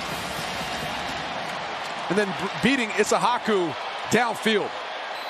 And the problem for Isahaku was once he turned to look back after Brown got by him, you're never going to be able to catch up. You got to go find that wide receiver, get back to his hip, and then look to find the football.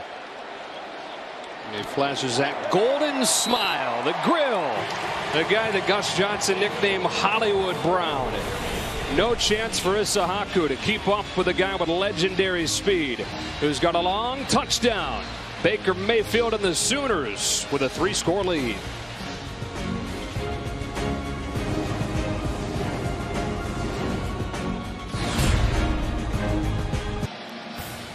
Welcome back to the 2017 Big 12 Championship on Fox, presented by AT&T.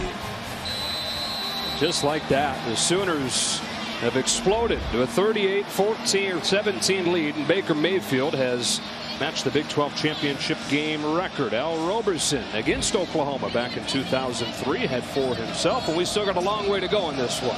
Something tells me he's not done yet. Yeah. Got a long day left in the kitchen for the Baker. You said you weren't going there again, but you did it. I didn't like this one as much. Touchback for Turpin. And where the momentum shifted incredibly in a 3-play span. On 4th down and inches, Sonny Cumbie calls a boot.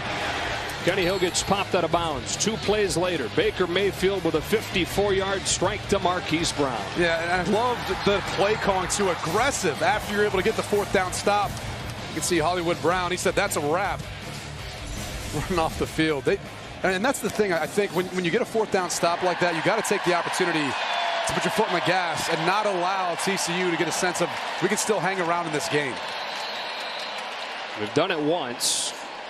Opening the door for TCU to climb back in a game that was 17-0 after a quarter. Horned Frogs pulled it within 24-17 at the break. Off play action. Here's Turpin in the flat. Cut it back with a block. And pile driven down by Stephen Parker after a nice 1st down gain. For Kenny Hill and TCU, it's just continue to stay in that rhythm. You know, I don't put that last drive on him. I think he was put in a tough position with the play call on 4th down.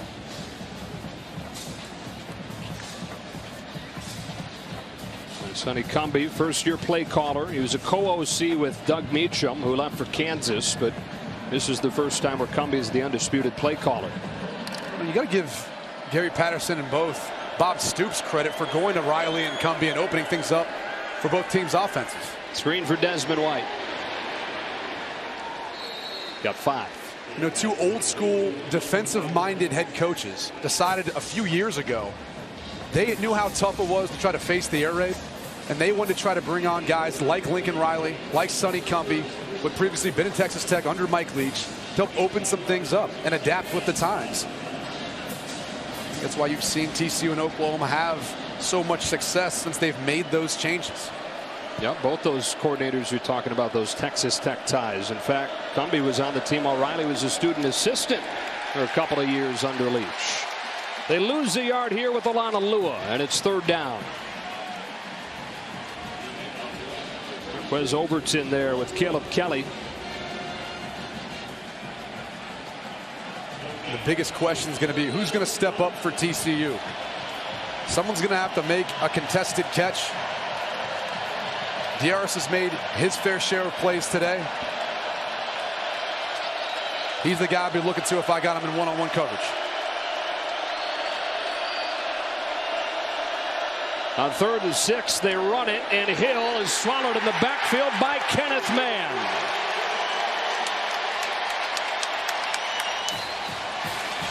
That's twice now. I mean, a 3rd down play call where I don't know how you think a zone read is going to get it for you.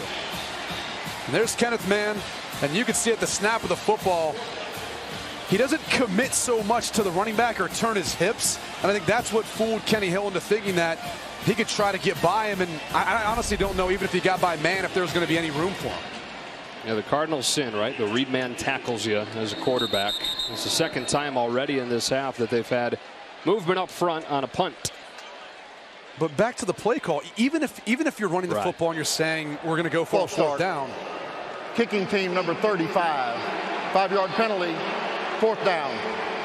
I mean, you're averaging 3.6 yards per carry so far today. I mean, that was what, 3rd and 7? Mm-hmm. I mean, that's not getting you there. And I'm not sure why you'd be so conservative at this point in the game. I'll remind people, Kenny Hill's 22 of 30 with a couple touchdown passes, no picks. Could have had one in the very beginning of it, but it was dropped. Either way, he's played well enough where I think you can put more pressure on his shoulders. Andrew David, Michigan transfer. Got a big leg. This is a good punt. CeeDee Lamb, a fair catch at his own 20. It's a 45-yarder, and Oklahoma's offense, which has shown its quick strike ability in this 2nd half so far. Back out there.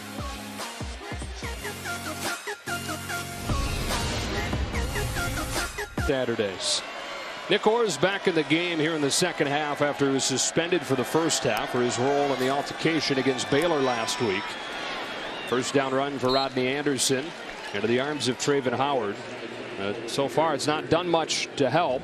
First 2 drives, 3 plays, 114 yards, and 2 touchdowns for Oklahoma since the break.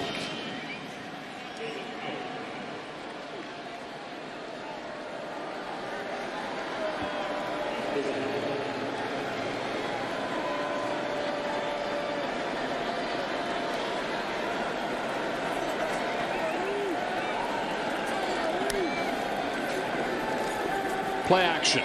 Another throw for Mark Andrews and a 1st down to the 40. Beating Nick Orr for a gain of 17.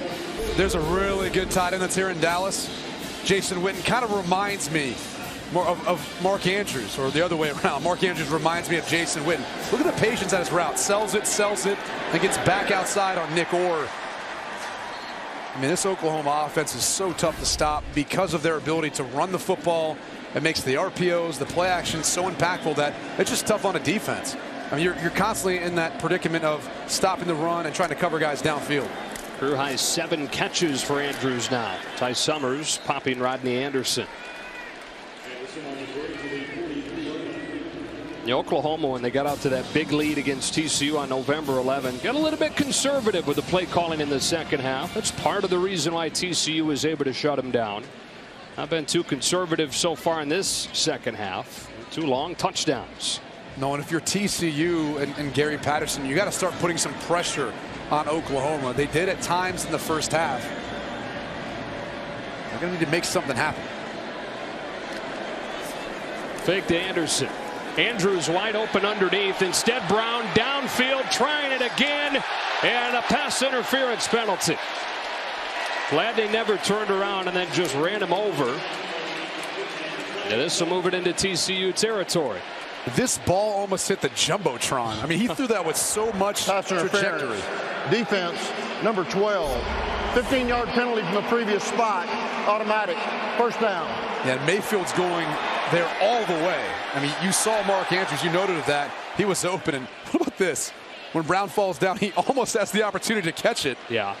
On his back. Would have been ridiculous. But either way, you see the speed of Hollywood Brown. Saw earlier in the game. I mean, that's, again, it's so tough to defend this offense because they can hurt you in so many ways, and it forces your quarterbacks to play on islands. So they've got to win those one-on-one matchups.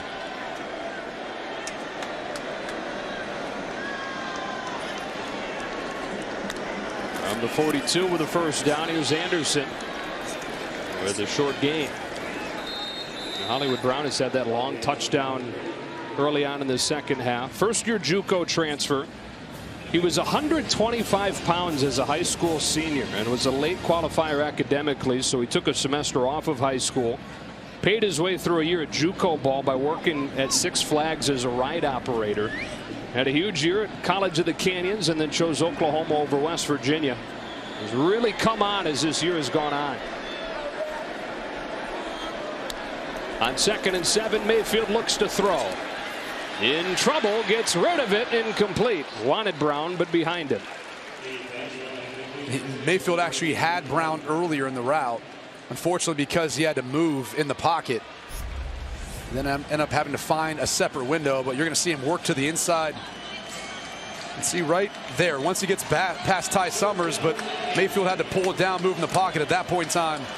Made it much more difficult for him to get an accurate pass. TCU desperate to get off of the field here. Down 3 scores, running out of time. 5:35 left, third quarter. Empty it out, bring Flowers into the game. TCU bringing pressure. Mayfield off his back foot. Wants CeeDee Lamb, but it's over his head, and it's 4th down.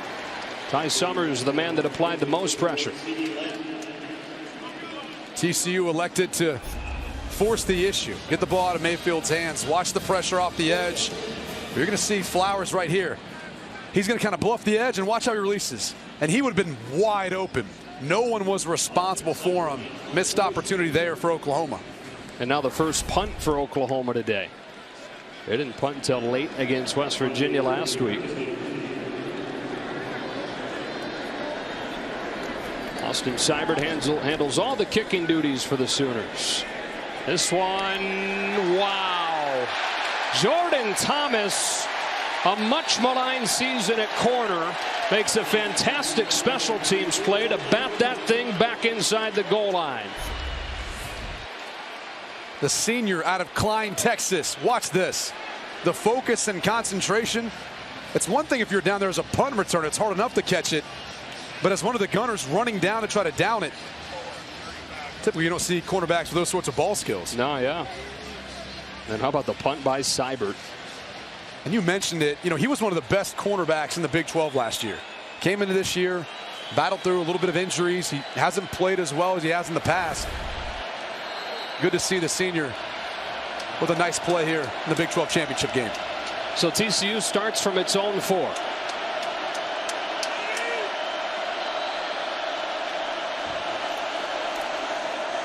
Play action. Nobody open at first. Now into double coverage and picked off by Will Johnson. Oklahoma takes it right back, taking advantage of the special teams.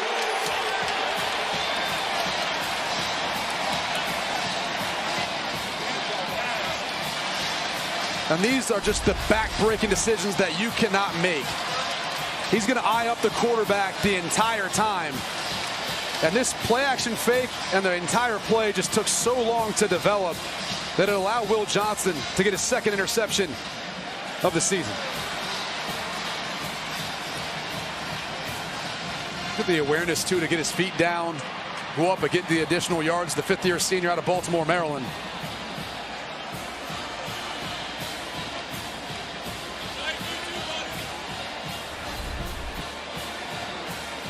So Mayfield and the offense threatening to turn this thing into a rout now.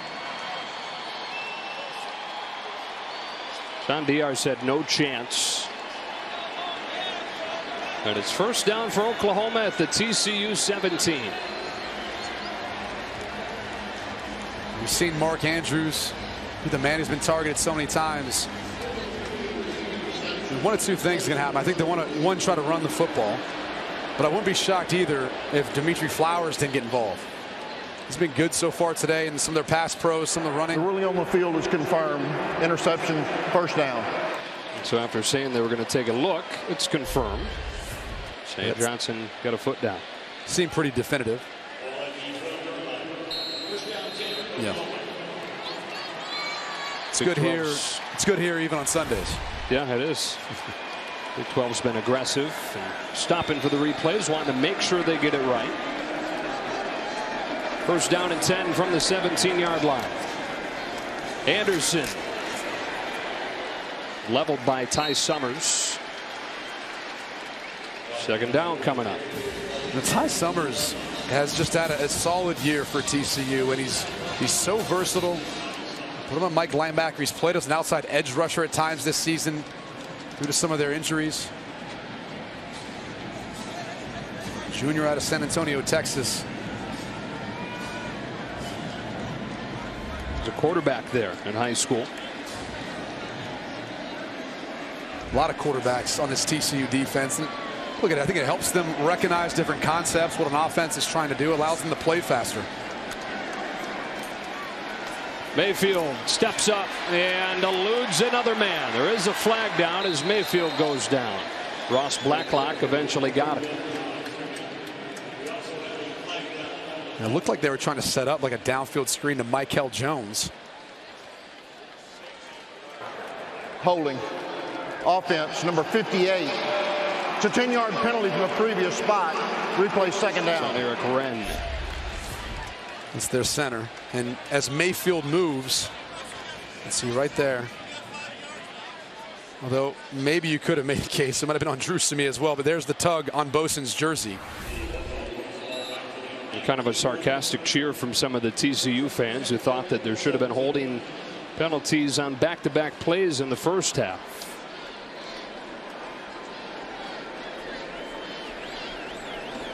When's CeeDee Lamb going to show up to the party? Yeah. He's been working against Anthony Tejada. First team all Big 12. One of the better cornerbacks in this conference. Anderson blown up in the backfield by Matt Bosan. First team all conference in his first year as a starter for the Horned Frogs. What a game last week for him, oh, huh? Man. 5.5 sacks versus Baylor.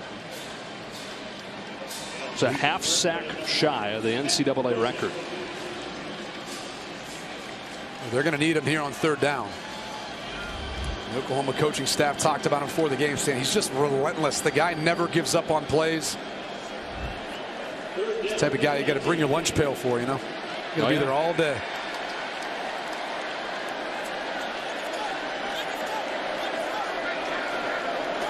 Third and 19. And they'll run it with Anderson and settle for a field goal attempt.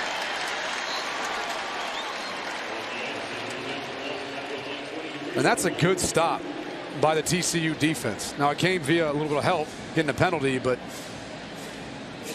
all of a sudden give the football to Oklahoma, this dynamic offense, basically in the red zone. You'll settle for a field goal. Seibert's made one and missed one today. Made from 41, missed from 43 to snap a string of 12 makes in a row. In fact, it was his first miss since the Iowa State loss in early October. This one from 40. We'll only get a few seconds to snap it. That is a delay, unless Lincoln Riley got a timeout. I think he did. He is hot. Prior to the delay game, timeout, Oklahoma. Mild-mannered guy from Muleshoe, Texas. He can still light a fire when he needs to.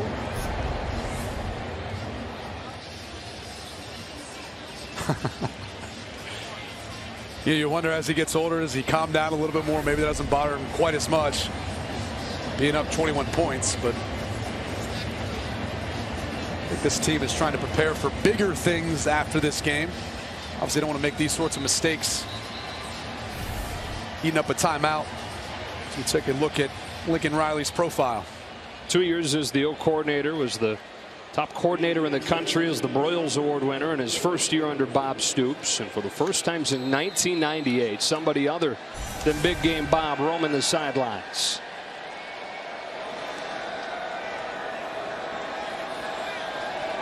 Seibert from 40. Right down the middle. So 41-17 lead for the Sooners, led by the Heisman favorite Baker Mayfield. I wonder who Brady's Heisman hopeful is.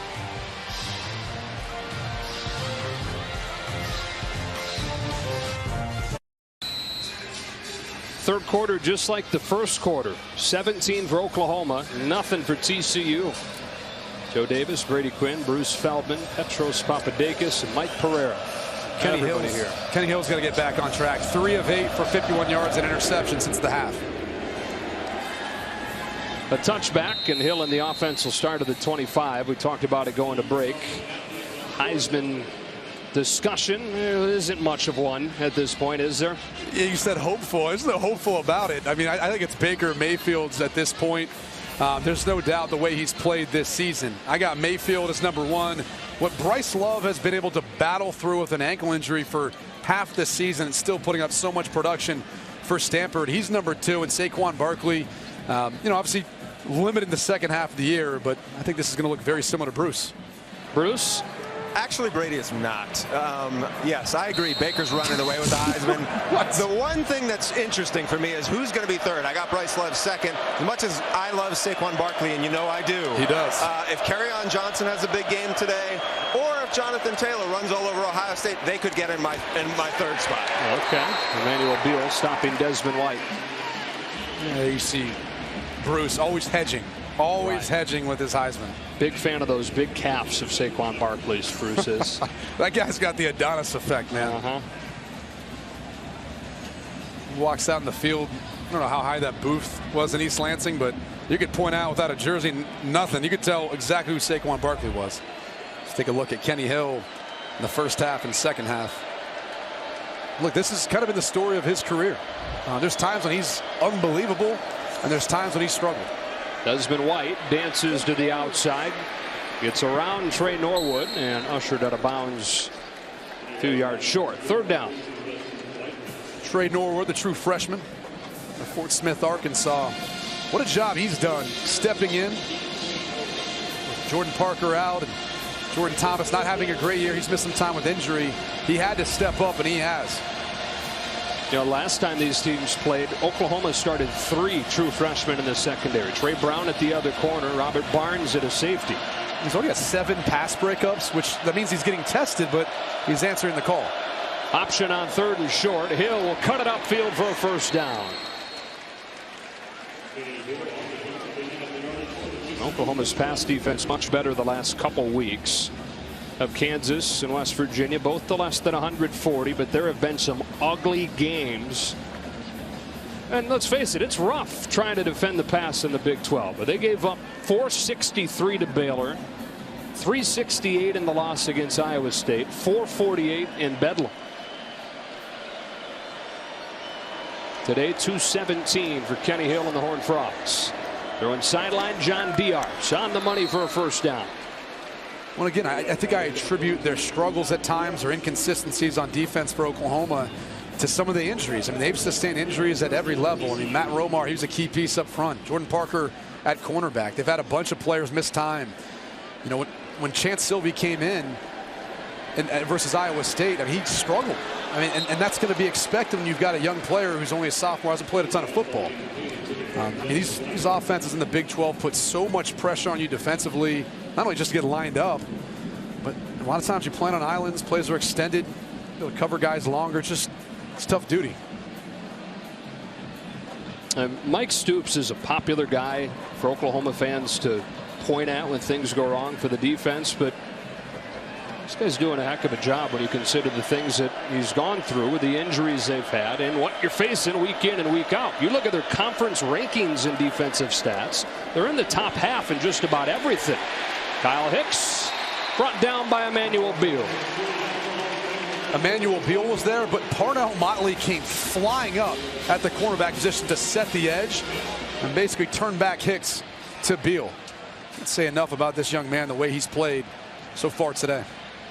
Brings his third quarter to a close. Oklahoma with a repeat of the first quarter, taking control of this Big 12 championship game and sending us to the fourth.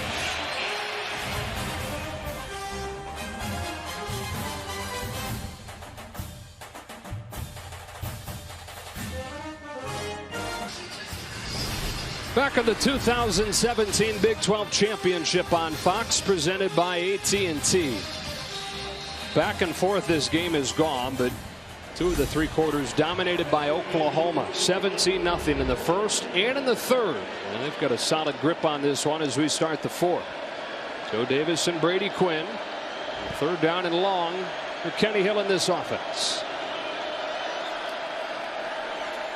Hill flushed out of the pocket. Can't find anybody open. And so gets it across midfield, but that's all. Do you consider going for it on fourth down at this point? I mean, you'd like to if you want to stay competitive, although the field position and how this Oklahoma offense has played this year, you're going to see TCU come out and punt. But in my opinion, there's not enough time left. You got to value every possession. Kind of wish we would at least see them try to go for it. You know, a play that will be talked about a lot in the coming days was a fourth down play early on in the third quarter. Fourth down and inches. Sonny Cumbie called a boot instead of a quarterback sneak. It was shut down. And 2 plays later, Baker Mayfield threw one of his 4 touchdown passes. He's been incredible. I mean, absolutely as efficient as we've seen all year long. I mean, even in their loss to Iowa State, he played well in that game. And it's just everything working for them right now. He's got his big tight end, Mark Andrews, but then it's buying time, being able to find Mykel Jones, Marquise Brown. Doesn't matter who you want to mention. I mean, CeeDee Lamb's the only one who's been quiet, but they've had everything working for them so far today. It's been a little bit of the opposite of what we saw in the first matchup, where Rodney Anderson kind of took over early with the rushing attack. Today, it's been more of the passing attack. And Baker Mayfield now tied second all-time with Dan Lefevre of Central Michigan, 150 touchdowns. Case Keenum comfortably in control of that record.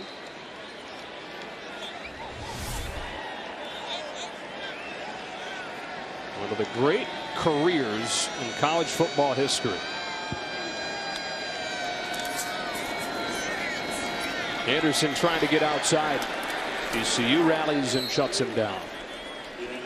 Sammy Douglas there for the tackle, along with Corey Bethley.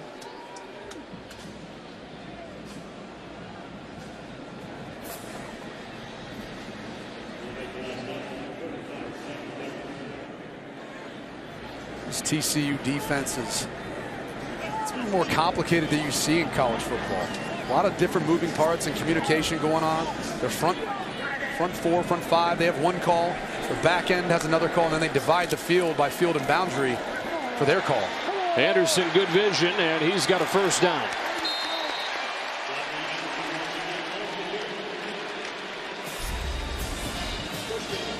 This is the dominance of this Oklahoma offensive line. And it's just a simple zone scheme, inside zone, meaning they're working on their double teams up to the second level, trying to get some movement. They're allowing Rodney Anderson the freedom to be able to find the hole, but dramatically different from what we saw them do versus TCU in their first matchup, where it was more gap schemes. And a gap scheme is essentially just attacking a particular gap. And a lot of the offensive linemen play side, block backside, and the backside offensive linemen pull to the play side to help attack that gap and create a hole.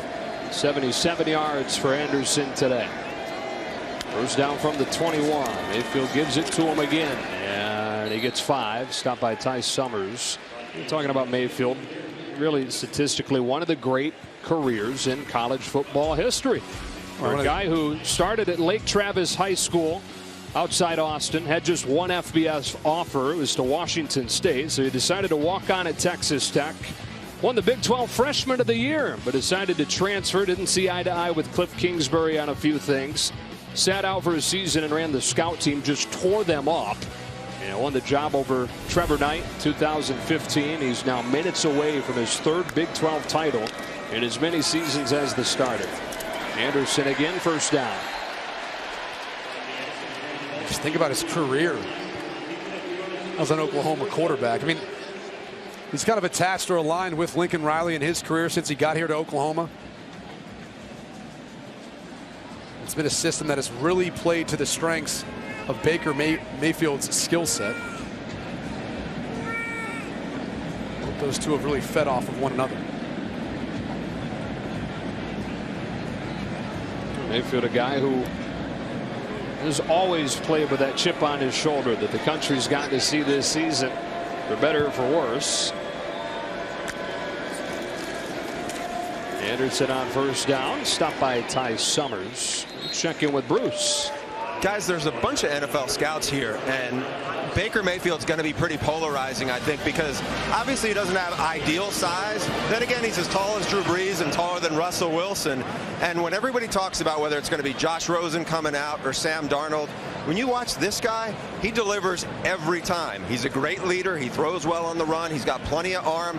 And there's a lot of people I've talked to, including 2 here today, think if it's the right fit, he could be a first-round pick.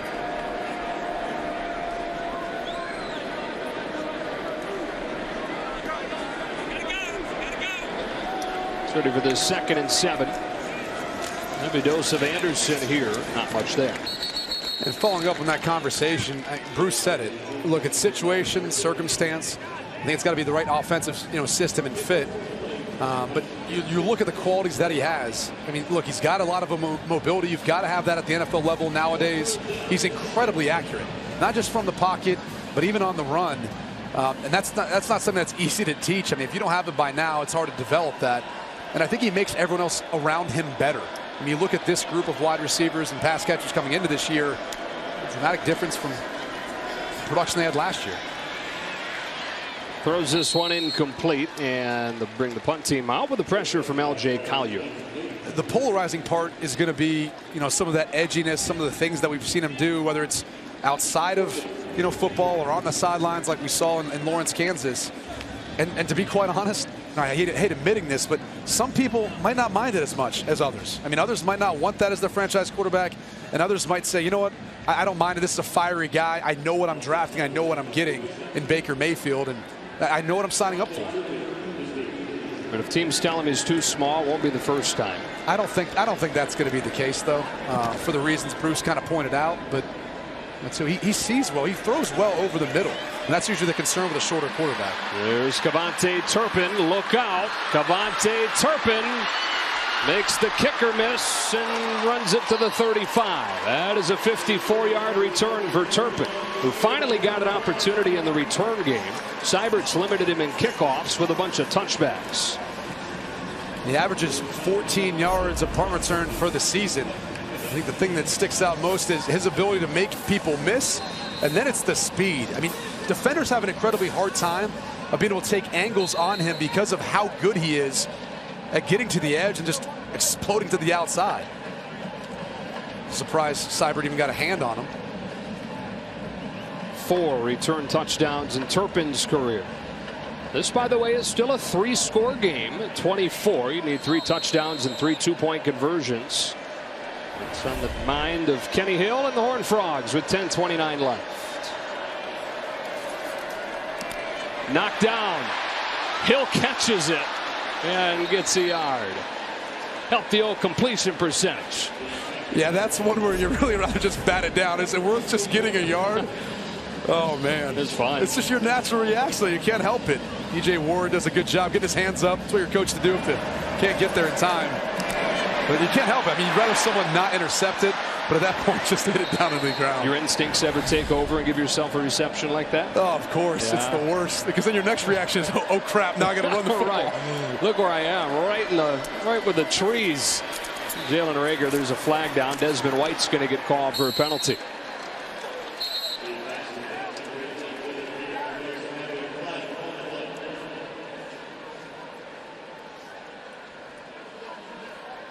Mike DeFee as the crew sorts it out.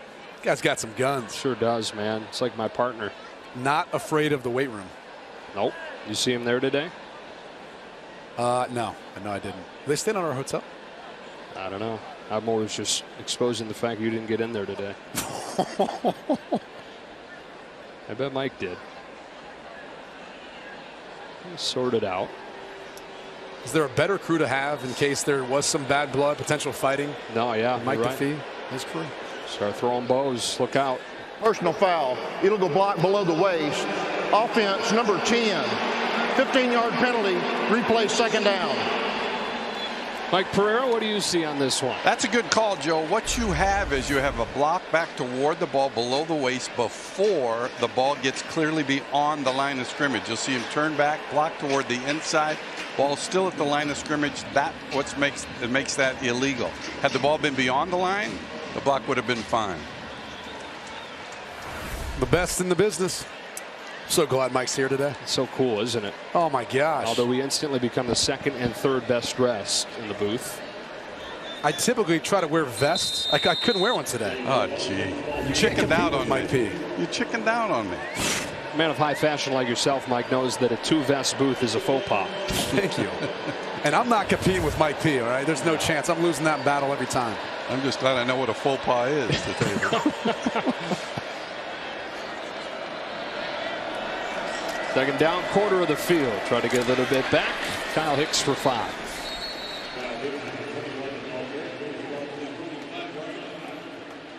And this is where, if you're TC, you've got to pick up the tempo. And you had mentioned it, only down 3 scores now. It's 3 scores and 3 2-point conversions, but traditionally they run a play about every 27 seconds. And that's actually towards the bottom of the Big 12. Everyone knows how fast these offenses typically operate. Third down, that's usually when things slow down, especially when you're in 3rd and long like TCU is here. But at some point, you got to go to that 2-minute mode. You don't have much time left in this ball game. Here's 3rd and 19 with Alanalua motioning out. Turpin on the screen. Nowhere to go. Will Johnson drops him after a gain of 3. What a day Will Johnson's had. I mean, he's been all over the field, not only in the run game, but coming up to make stops on some of these screens in the pass game. 8 tackles to go along with that interception. I said it earlier, smartest player in this secondary for Oklahoma. Helps get everyone lined up. Mike Stoops has so much confidence in him. Relying on him to make sure everyone's in the right place. TCU on 4th and 17. Waving the proverbial white flag here. And sending it away with Nunez. TCU unable to do what Oklahoma did successfully earlier in this half. That's a touchback. Baker Mayfield and the Sooners minutes away from probably punching that ticket to the college football playoff.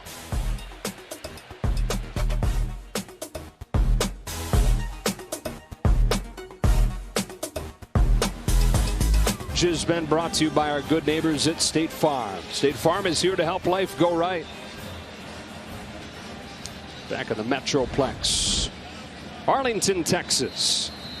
Boy, what a scene this is for the Big 12 championship game. I'm glad it's back. I know there's been some conversation that this had the potential to play out the Big 12 champion because they have to play the additional game, and it looks like Oklahoma would have been a shoo-in if they didn't have to play. But Trey Sermon on 1st down. You know, there's years like in 2014, right? The first year we had the playoff where there was co-champions. And then they didn't have that playoff game to determine that. And maybe the College Football Playoff Committee that year had a hard time determining between the two, so they didn't take either. So when it comes down to it, I think it's always better to have that 13th game. To be quite honest, I don't know how you couldn't say that the Big 12 has a more truer champion than any conference, because they all play each other. And then the top 2 teams score off again in the Big 12 championship. Tell me what other conference in the Power 5 is doing that. You're right, though. Kind of darned if you do, darned if you don't. Looks like it's going to work out just fine for the Sooners this year as Rodney Anderson's toppled in the backfield by Michael Epley. This would be an 8th Big 12 conference tournament or conference championship. It'd be an 11th overall title. And that is far and away the most of anybody. See Nebraska on there. Breaking news. Just hired Scott Frost. Ah. How about that? Bruce, what do you know about coaching carousel? You haven't followed that at all this week, have you? Yeah, it's been a busy week, Joe. Earlier in the day, we had reported that Nebraska's telling some of the recruits. They've already got Scott Frost is going to be coming. 90% of his staff is in place. It's go time for the Huskers, and it's a really lucrative deal for Scott Frost, who was going to have some really good options if he decided not to come home to Lincoln, Nebraska. Trey Sermon again for 6. What do you think? I love it. You know, look, he's one of those young, up-and-coming coaches that I think he brings the energy, knows how to recruit. He can implement an offensive style and system that will be conducive to Nebraska being competitive again.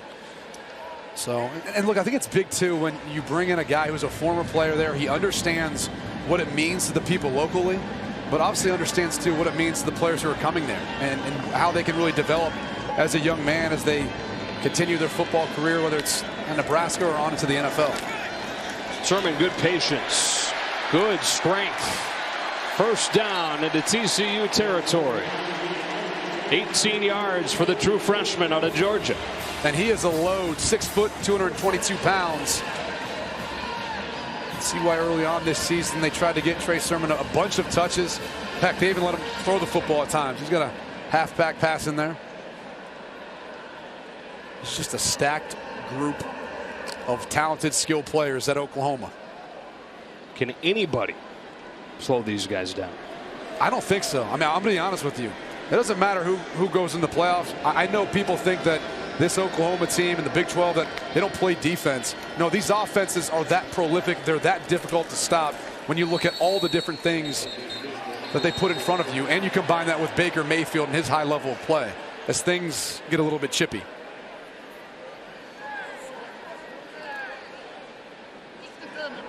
And credit to Mike DeFee and this crew, though, that, as you see him laying the law down. Credit to him, though, right? I mean, for the way this crew has handled a game that had a chance to be chippy. I met with him before the game in the locker room, and he was intent on keeping control of this game. He knew what happened last time, and they've done a terrific job. And I'll tell you, their entire crew has done a great job today. So was replay. We've only had one review on a really necessary one, so a really complimentary effort by the officials. Mike, how do you get through security with those guns? I mean, how do they let that happen here?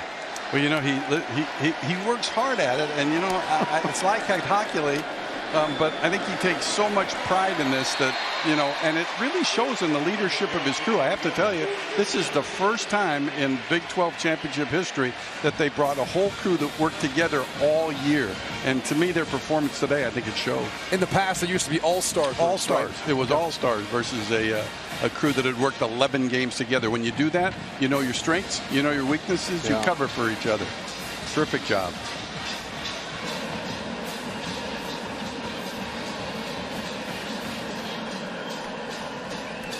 Another good run for Trey Sermon. Oklahoma with a first down at the 40 or at the 35. Sermon again. Punishing run across the 30. Take a look at our expectation-shattering drive of the game, sponsored by Buick. And really, it's a 3-play stretch where this game turned. Yeah, they at the 4th and inches, and instead of just running a quarterback sneak, they try a naked boot, and Oklahoma, the ensuing drive, is able to capitalize with a big touchdown pass to Hollywood Brown. And I say turn, but really that's when the thing was put on ice. Oklahoma had a 2-score lead at that point. TCU had a chance to drive down and cut it to a touchdown, and instead 2 plays later they trailed by 3 scores. Coming into this game, Oklahoma had 104 plays of 20-plus yard games, and that's unheard of. And this offense is almost averaging like 9 yards on gained first downs. I mean, it's ridiculous to think what they've been able to accomplish this year, and even when you take into account having to play TCU, the best defense in the Big 12, twice.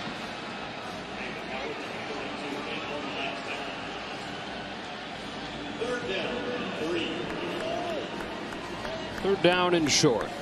Kind of drive here that old linemen love, grinding that clock, keeping it on the ground. All 8 plays have been runs.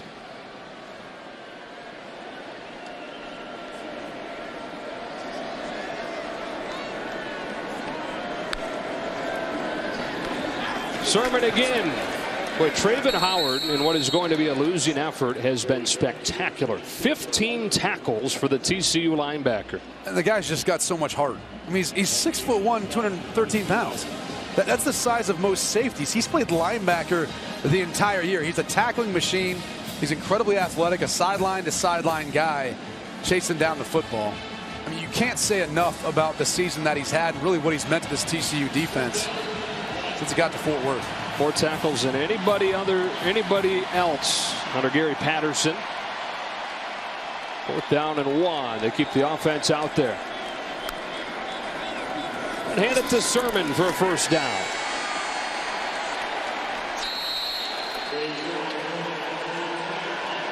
Our AT&T play of the game goes all the way back to the first TCU play of the day. Oklahoma had a field goal on its first possession, but then on TCU's first play from scrimmage, Caleb Kelly scoop and score off a Kyle Hicks fumble. They brought a blitz off the edge, and Caleb Kelly wisely continued to follow the play, and he was rewarded. A big mistake by Kyle Hicks, putting that football on the inside arm, not on the outside arm, and allowed Bledsoe to be able to knock the football out. And then Kelly with a touchdown. And Lincoln Riley doused is the first coach, the youngest coach to take his team to a conference championship game. Only coach ever to do that in his first season. Offense. 5-yard penalty, 1st down. And now he's going to win it. And think about Bob Stoops in his career at Oklahoma. Won a national championship in his 2nd year. Could Lincoln Riley win it in his 1st year? You know, he'll be only the 5th coach in FBS history to get 12 wins in a debut season and a chance at 2 more in the playoff. Chris Peterson, Tom Herman, Larry Coker, Brett Bielema, the group that he joins as they start to run the clock out.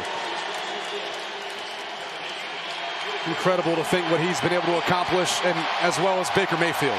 Over the course of his career at Oklahoma, he's going to go down as one of the more prolific passers in their school's history, but the way he performed, I mean, the young man just wins. Fueled by all the times he's been told he's too small, too slow, not this, not that. Goes all the way back to the days he used to lose the family games of horse out in the driveway to his brother and his mom and his dad, and then his days in junior high where he had to crow hop it just to get the ball downfield. Fueled by all those times. And here he is with a 3rd Big 12 title. Now all that's left, the details. Oklahoma has the college football playoff in its sights.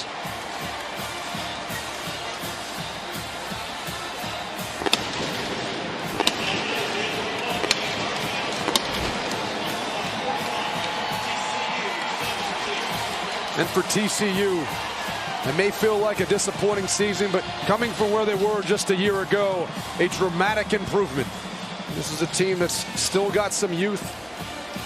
They're going to be a team to look out for in the future. But obviously, heartbreak and disappointment for a school that's just down the road.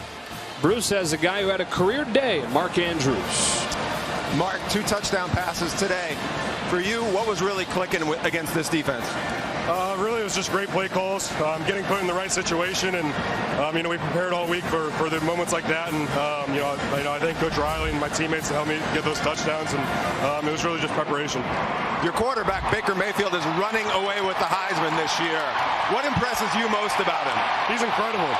First of all, he's the best leader I've ever seen. He's electric. You know, I've never played with a guy like that, and he's really special, and it's an honor to be able to play with him. For you as the leader of this team, Lincoln Riley's first year, the transition from Bob Stoops to him seems like it's been pretty seamless. For you, what has stood out about this season as you go to the playoff? Just our team chemistry. You know, we've always stuck with it, especially, you know, after our first early loss. You know, this team came together and really, you know, fought back, and it's awesome to see this team to be able to do that, and you know, we're in a good place right now. All right, thanks, Mark. Guys, back to you. All right, Bruce. Baker Mayfield in the return to the Big 12 championship game does what he's been doing his whole Oklahoma career. 4 touchdowns through the air and a 3rd consecutive Big 12 title. He'll present the hardware to the Sooners on the field here at AT&T Stadium in just a moment. Stick around. The Sooners are champions of the Big 12, and we've got more post-game coverage coming up.